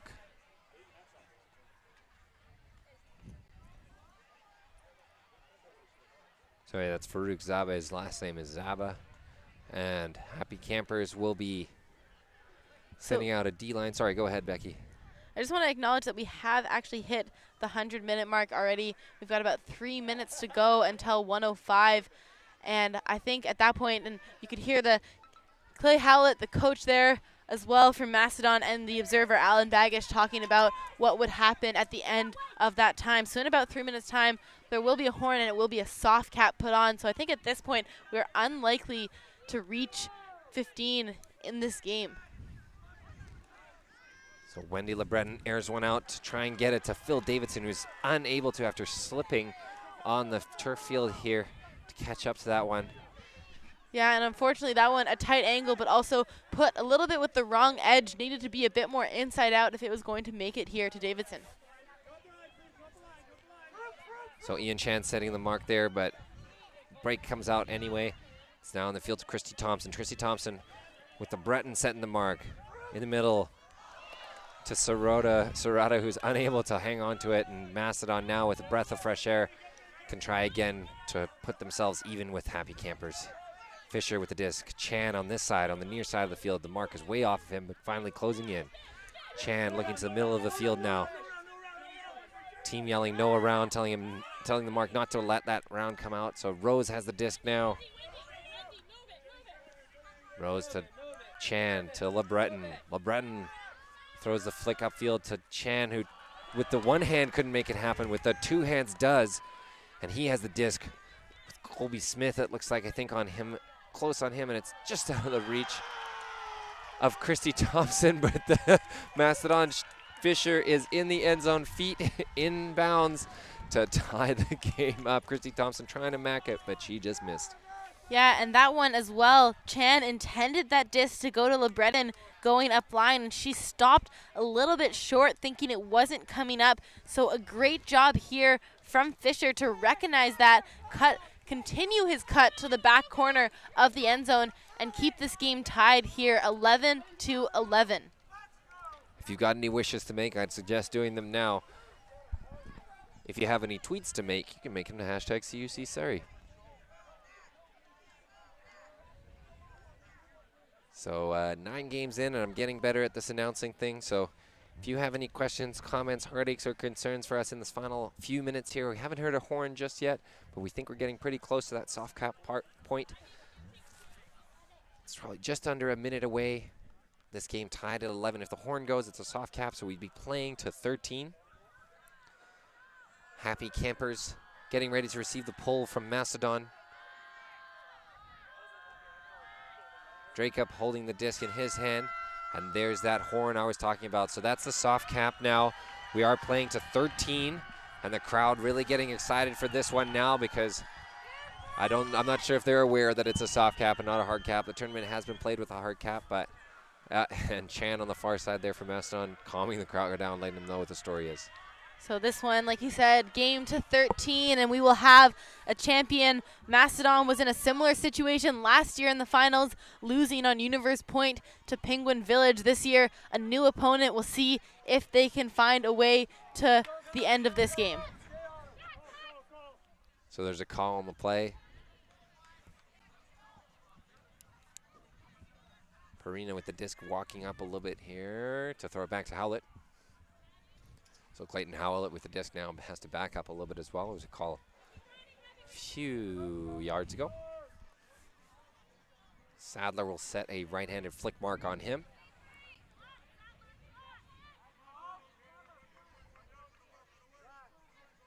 Mastadon looking to earn it back here and put themselves a break ahead. Perina gets the disc on the far sideline. Knuckles setting a mark on him. He breaks it. Middle of the field. Back to Nate Lamb. McConnell here now with the disc again. Back to Nate. Lamb across to Galuskin. Galuskin hits Perina for a streaking Howlett across the field. Throws a flick deep to an unmarked Tessa Kenning, probably because it's a pick, but she has to come down with this regardless. She does, and there's a pick being called by Jill Calkin, I think.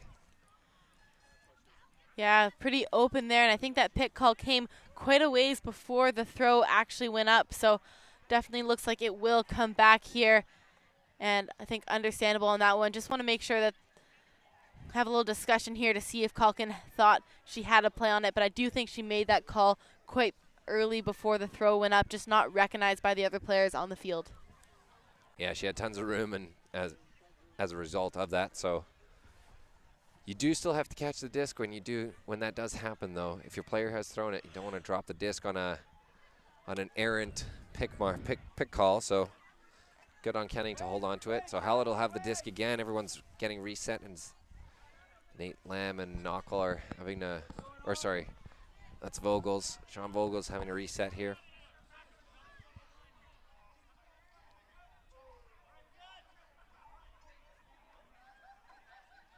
Galuskin goes up the line, and he's open. Dracup unable to keep up, but not able to catch the disc in the end zone. Backs up a little bit on the end zone line here. Nate Lamb right in front of him, not for a pass, though. Howlett cuts up the line. He's not open. Perina back now with the disc in the center of the field. Back to Galuskin. Galuskin Throws a backhand break around to Nate Lamb. Nate Lamb getting up to grab that one. Lamb to Galuskin. Galuskin hits an open Kenning. She brings it down with 2 hands confidently. Looking around now, she wants the bail in Galuskin. She gets it. Galuskin swings it across to McConnell. McConnell takes a couple extra steps. Definitely a travel, but nobody's calling it, so we're okay with that. Back to Galuskin. Galuskin. Galuskin. Kenning pointing, telling us the handler where she's going. But finally, it's Hill who comes out of the stack to grab it. She tosses it quickly to McConnell. McConnell fakes flick. Chu sending a good mark, but broken there. Galuskin now at the disc in the middle of the field. Lamb streaking up line, doesn't get it. Galuskin running out of stalls here, looking for anybody. Finally has Kenning for a dump around. Kenning sending it back to Galuskin. Galuskin, Lamb up the line. Galuskin not open. Fakes coming back. He will get the quick dish up the line. He does. And there will be a call on this play. Credit there to Sean Vogels on the mark. Galuskin put it over to the sideline for Lamb, took off up line, and Vogels very quickly, for only one stall even, adjusted his mark, switched it to the other side so that there would be no upline shot, and then as soon as the throw didn't go off to Galuskin, adjusted back to that flick force again. Yeah, very tough to do. We talked about it a bit earlier with the Mastadon marks being very effective. Churchland being the first example of that, and now Vogels as well, taking a page out of her book. So, Drake up on the mark here. Galuskin breaks it to McConnell. McConnell, nothing happening upfield, so she hits Galuskin. Galuskin still with the disc now. Has Perina streaking to the open side. Hits him with the disc. Still about 4 yards out. Airs it up to Hill. Hill's going to bring it down. If her feet are in bounds, which they are, that's a goal, and Happy Campers are back on top with a hold. That was a long point. I think some of them think that potentially they've won the game. They have not. This game is going 13. Yeah, great job there from Patty Hill to be aware of where that end zone line was out on the far side there. Definitely a tough thing to do. Sometimes when you focus that much on the disc and keeping it in bounds, you can make some errors there. So credit to her, Prina, putting that one into space. A little bit floaty, but able to come down with it anyways. And like you said, this game at 12-11 now. This is game point for Happy Campers. A goal here could tie it to a universe point game if Mastadon can get a hold. So Mastadon sending out a couple of different sets of legs. Looks like Davidson, Fisher, Churchland. Vogels is still out there. He's double shifting. Yeah, I'm not totally sure when the last time Sean Vogels subbed, to be honest, Lucas. Yeah, well, you did get a tweet saying that he has been running around Fable Ultimate saying that they want their player of the game, Sean Vogels. He's doing a great job for them. Full of it like an Energizer bunny, never running out of energy, so. I think for me, I'm at the point, Lucas, where if Mastodon can come out on top, Sean Vogels for me is a no-brainer. And of course, if Happy Campers can close this one out, Christy Thompson, the easy MVP on that side. You'll have no argument from me there. So Fisher sets the disc into Knockel's hands. Knockel hits Churchland, said their names a lot this game as well. That's sent back to player on the far side of the field, a leg in her face. Davidson's cutting under, gets the disc. Davidson now on the far side of the field. Hits Vogels. Vogels bumps his mark off there, but there's a pick called. A lot of these picks have been called in the handler reset positions as well. I think trying to make those cuts pretty close to the throwers, which has caused a little bit of congestion as well. So Vogels hits Knockel with the disc, who in turn hits Fisher, and Fisher is going to air it out for Vogels. Vogels coming to a halt quickly. And there's a pick again. Everybody's in everybody's way.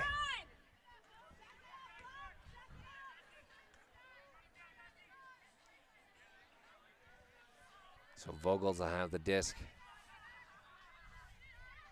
With number 14, Scott Craig setting a mark on him. He airs it out. Fisher took a step away and didn't realize that throw was going to be for him. Yeah, miscommunication on that one. It's going to give Campers a chance to go all the way here for the win. So Campers, lots of nerves in their system now, going to have to remain calm and make it work for them. Ware makes a cut under immediately. She's open, so she gets hit with the disc. If her feet are in bounds, The observers are signaling that there was a foul, but I don't think so. So her feet are inbounds, and Jenny Ware is going to have the disc still. Centered the disc to Galuskin. Galuskin to Saunders. Saunders, again, flips it up to Craig here. Craig looking outfield for Saunders, hits him up line. Saunders has 3 strikes going deep, but doesn't hit any of them. Dumps the pass around to Craig. Craig has Galuskin going up the line. He finally hits him. Galuskin now with the disc on the near sideline. Has Weir right in front of him, but doesn't hit that. Has Craig going up the line. Sean Vogels does a great job of putting a mark on, but the observers are calling them in. The observers made the active call that it was in. I am so confused right now. I think there, Craig calling himself out of bounds because he did bobble it once. He was in, I think, at first, but I think he decided when he got control of the disc he was out of bounds. So sometimes you do see this, even though the active call does go with the observers. I think a little bit of an integrity call there from Scott Craig to call himself out. I can appreciate that. Great job, Scott. And a throw coming up to Vogels is eaten up by Thompson. And maybe that's a little bit of the disc doesn't lie in this situation, Lucas. Yeah, everyone likes to say that in all sports. The ball doesn't lie, the disc doesn't lie. So I can agree with it. I'm for it. A little bit of karma coming back towards Happy Campers there. So Galuskin will have the disc in the middle of the field. He immediately gets rid of it to Scott Craig. Scott Craig holding it in the flick position. Instead throws a backhand to Christy Thompson. Christy Thompson with the disc now. Happy Campers knocking on the door, looking for the win in this gold medal match. Danny Saunders holds the disc. He centers it to, or not really centers it, sends it back to Galuskin. Galuskin breaks the mark back to Saunders. Mastadon looking tired and unable to play good defense here. Saunders faking upfield. There's a call as McConnell was about to be, or sorry, that's not McConnell. That's Annabelle Howard who was about to be open on that side, and that's because of the pick on right. So very intense now with Happy Campers knocking on the door of the gold medal. Oh, there's a violation as Howard moved a little bit too soon. It's coming in on 6. Danny Saunders with the disc.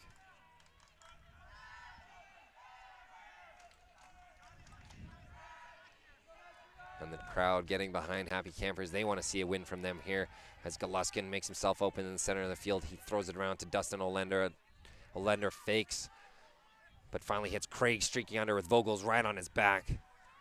Craig hits the middle with Saunders, looking to the break side to continue it, but his receiver is not open. Galuskin now with the disc. Galuskin to the center of the field to Saunders. Saunders doesn't continue the swing across. Instead opts to give it back to Galuskin. Galuskin now still holding on to it. Not seeing what he wants upfield. Has 2 bail cuts for him, then one of them being Craig who collects it. Craig is going to hit Howard in the hands, but it bounces off of it and out of bounds. Oh. A chance for Mastadon to go all the way back the other way, still looking to make this a universe point game. This one definitely has us all on the edge of our seats here. Happy Campers on the doorstep, but unable to convert on that one. So right for Mastadon, going to pick the disc up here. She's going to be marked by Jenny Ware. Ware setting a flick force, throwing her feet in the air. Churchland to Fisher. Fisher looking for a bail as well, and Knockel, but doesn't have it. Throws it upfield instead to a wide open Vogels. I don't know why he was so open, and he airs it out to Churchland, chasing this one down. Howard on her back, but she reels it in, and you heard it here first. We're going to have a universe point game. You get a universe point game. You get a universe point game. Everybody's getting universe point.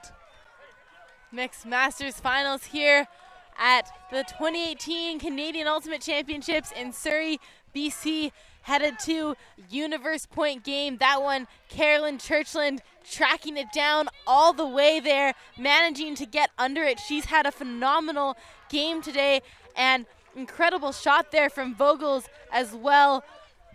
I'm lost for words here, Lucas. We've got a universe point game. Mastadon looks like they're going to call a timeout here, use their last timeout of the game with a chance just to reset their minds, I think, before heading into this universe point game. They need a break.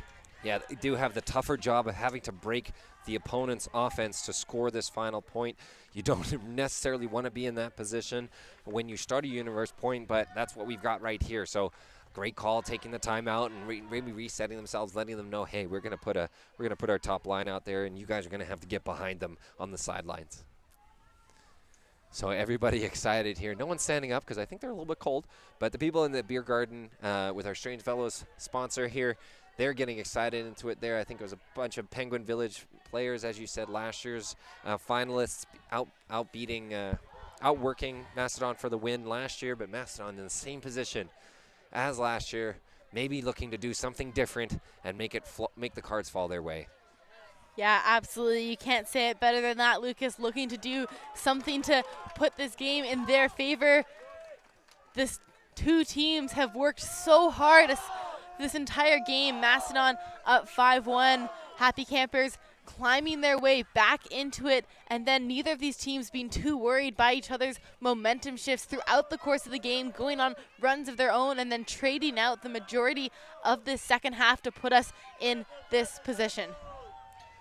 So I'll do my best to contain my excitement as I give you the play-by-play here, but oh my goodness, I've got the heebie-jeebies in this one, and I know a lot of the players do as well. So if you are just tuning in, you're about to watch a Universe Point game, a Universe Point from Mastadon and Happy Campers. Mastadon, the Vancouver team, and Happy Campers coming all the way across the water from Victoria, BC.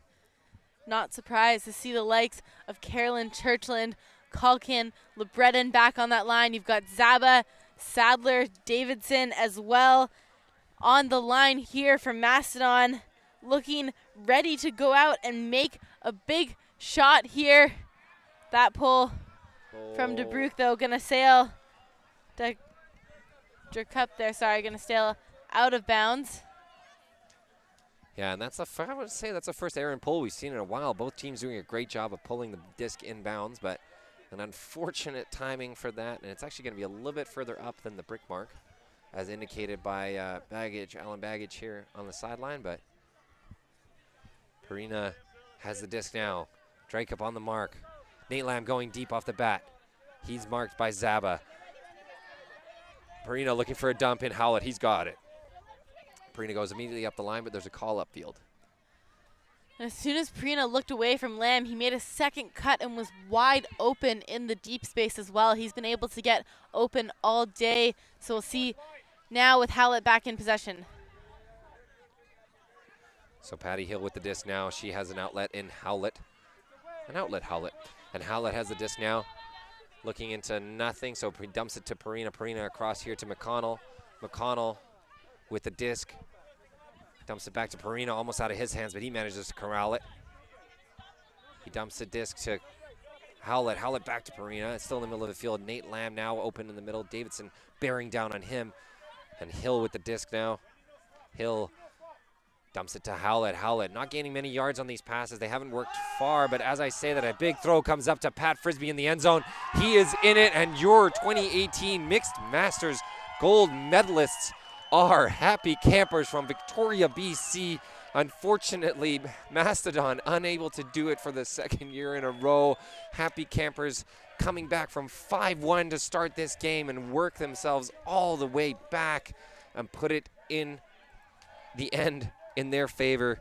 13-12, your final score here. Happy Campers on top.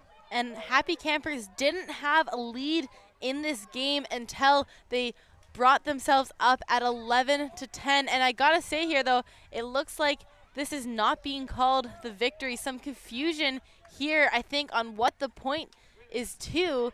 This one is not over yet, Lucas. Okay, well, take back everything I just said then.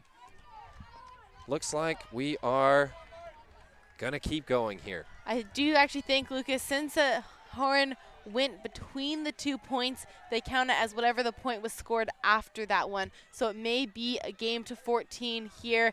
And unfortunately for us, getting a little bit too excited before still a chance for it to go all the way to that point again, though. Currently, Happy Campers in control. Just way too excited here, Lucas. I wish I hadn't used all my good commentary. So if we can just take that soundbite from before and delete it, because I was already giving props to Happy Campers here. Looks like we've got another chance as Danny Saunders lets the pull go from the Happy Camp And into the hands of Phil Davidson. He centers the disc to Knockall in a 13-12 game here, trying to work to our second universe point of the game. It's Knockall to Davidson. Davidson with Galuskin on him. Galuskin taking away the open side. Dish goes back to Knockall. Knockall to Davidson. Davidson with the disc now. Knockall cuts up the line. Saunders on his back, but he's able to shake him off. Just a call upfield there. So definitely the answer to that question, our mistake there is that the horn went between the point at 11-11, meaning they add one to the highest score after that point. So that one went to 12. This is a game to 14. See if Mastadon can bring us to our actual universe point here.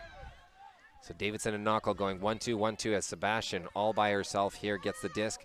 Looks to Alex Chu with Kenning coming, finally catching up to Sebastian. Not sure, I think the call's a pick on the play here.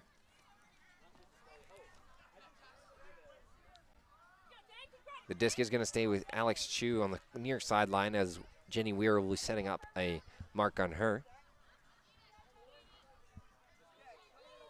The disc coming in on 4. It taps the disc in. Chu with it. Has Knockall. Knockall with the disc across to Davidson. Davidson looking upfield. 4 cutters. Vogels cuts under but gets faked off. Chu now cutting under, but she's not getting any eyes from Davidson. Davidson inside out, flick to the bail cut from Knockall. Knockall can't throw it deep, too many people in that deep space.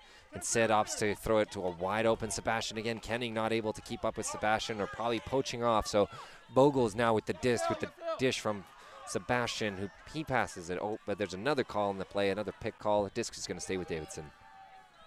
And I've agreed, I think, with every single pick call we've seen on the field. This is the first one where I really think Davidson managed to make his undercut first, and you can see the players there agreed that Gus wouldn't have had to play on that one there. Yeah, Galuskin unable to catch up to Davidson, and Davidson kept the disc, so Mastadon still with the disc. Knockall and Davidson going 1-2. As finally they play with somebody else, Vogels, who cuts under here. Chu cuts open, she's wide open and gets the disc deservedly with Weir on her back. So Chu finally gets rid of it to Knockall. Knockall looks up field, nothing's open for him. Vogels finally streaks to the open side and he gets the disc, who hits Churchland, keeping her knee down, feet in bounds, and for the second time today, we're gonna have a universe point in this game. Now we can actually get excited about it here, Lucas. A great game we have on our hands, and you know what? This game, I'm just happy to see it go to universe point at this point as well. Both of these teams deserve for it to be a tight match all the way to the end, fighting for every single disc on the field, and we are ready here now to find out who our 2018 Mixed Masters Division champion will be. So I apologize if anybody turned their stream off when we said we thought the game was over, and now they're back. You got to watch and get an additional 2 points of ultimate. So we've now the game is going to be played to 14. The score is 13-all with Mastadon just able to hold on their offensive point. They've still got that tough job of breaking on universe point. It takes a lot of effort, a lot of grit to be able to make that happen. You see down there for Happy Campers, Kenning on the line, Perina on the line, McConnell on the line, Clayton Howlett, Frisbee, Nate Lamb as well down there with Patty Hill looking on offense. Mastadon out on D. They've got Dracup down there, Chan. See Knockall, Culkin, Wright, Davidson, and LeBreton. So big lines for both of these teams, ready to try to win this one.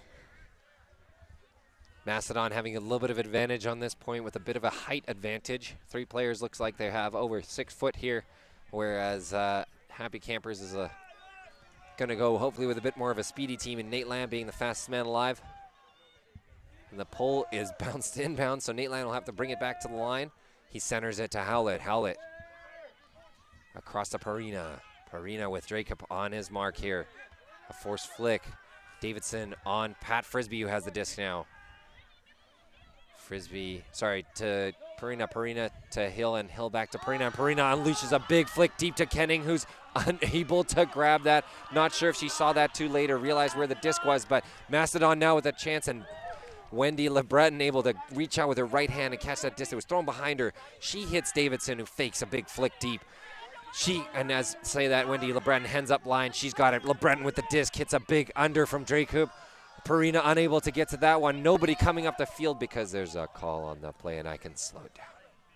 There was a call back, I think, when Wendy LeBreton had the disc, and Nate Lamb actually pointing that it was back with Davidson as well, so that one throw continuation should stay with LeBreton rather than up the field where it was with Drake up when the call was acknowledged. So LeBreton will get the disc here on the near sideline for Mastadon. A very intense game, a very quick final point here as passes are getting completed. Bang, bang. So we're just going to listen in to what the observer call is here. Observer just saying that the pick was called before the throw, so coming in, it looks like LeBreton singled stall 1 there. So it's on. McConnell on the mark here. LeBreton with the disc. LeBreton fakes upfield. Davidson heading up there. Nothing, but Knockel comes back for her to outlet. And that's Dracob streaking across to field number 42 to get that dish from Knockel. Knockel now in the center of the field has the disc at about the halfway mark, halfway down the field to go for Mastadon. Davidson with the disc. Davidson hits Chan, or tries to, with Nate Lamb bidding her through. And they're going to sit down and have a discussion. You know, I think Lamb's fingertips did come through to get that disc, but I don't think that he avoided the contact very well on that play as well. So tough to see. You can hear that the crowd, definitely the fans there for Happy Campers cheering for the play there from Lamb, but it's a really hard one to judge actually there, Lucas. You can see the call and the reason for the discussion from both of the players. Lamb definitely getting his fingertips there. Chan feeling like the contact that came into his back pushed his ability to make a play on the disc. Great bit of athleticism being shown late in this game, late in this tournament. Lamb and Chan able to still run very hard and make this a tough call to make, I think. And as I say that, yeah, we're going to have the observers confer here and talk about it as the players do themselves.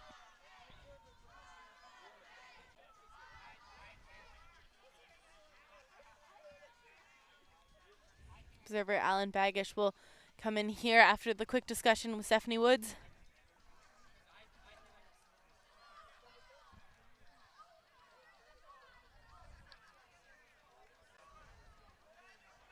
The crowd were chanting clean before. They're not chanting anything now. Everyone waiting for the decision on this call. Dangerous play called there, so that's ruled as a foul, as we discussed in one of our earlier live streams. Yeah, and I think for the crowd there, their angle a little bit different than what we saw on this near sideline of the field, but Lamb definitely coming into the back of Chan. So Chan, a chance to put this disc down. It will come in on stall 1. He will pick it up to play here for Mastadon. So Chan with the disc. Throws it around to Knockel, who in turn throws his own around to LeBreton. LeBreton fakes flick and is foul. No, not foul, just it came out of her hand funny, I think, and just hits the ground. A touch there from Emily McConnell as well, able to redirect that one. Yeah, from my side here, I couldn't see if it was the disc or her hand. It must have been the disc that McConnell made contact with. Lamb with the disc for Happy Campers now. Hill closing her eyes as she grabbed that one. McConnell with the disc at the halfway point now in the middle of the field. She hits Tessa Kenning coming under. Jill Calkin on the mark there. Howlett with the disc now. Far side, about half from half.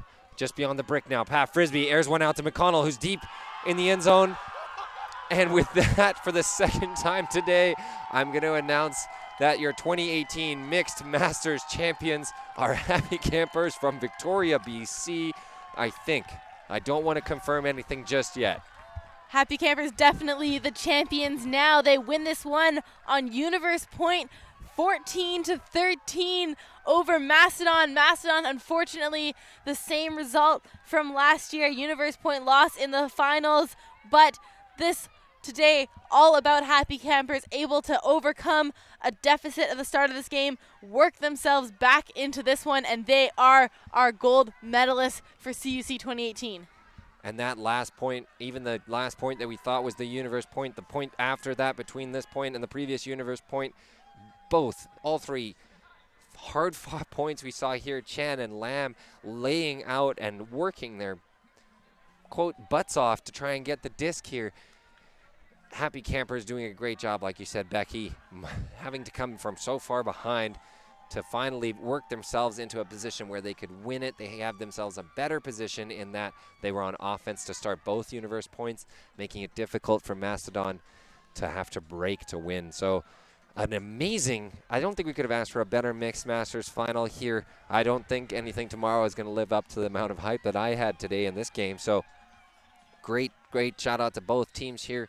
As we start to wrap up, I'd like to give a big thanks to Ultimate Canada and all the organizers. You can see the TD on the field there now. Becky Thompson here in the booth with me. Thank you very much. And all the volunteers around here in Surrey for helping make this happen. We will be back tomorrow, so we'll be back with the bronze medal game in the mixed division as well as the gold medal game there as well. Any final thoughts, Becky? What a great game. Well deserved for Happy Campers. An incredible fight by Mastadon as well.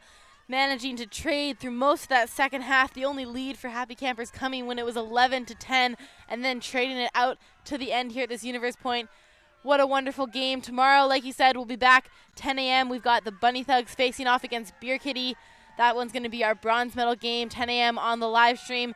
And then at 12:30 Pacific time, we've got the gold medal game in the mixed division here for you. We'll be seeing Goomba Gang out of BC face off against Pretty Boys and Handsome Girls from Winnipeg. So we'll have some good shows for you tomorrow, but for us, it's been a great day here today. Yeah, thank you very much for tuning in, and we will see you tomorrow.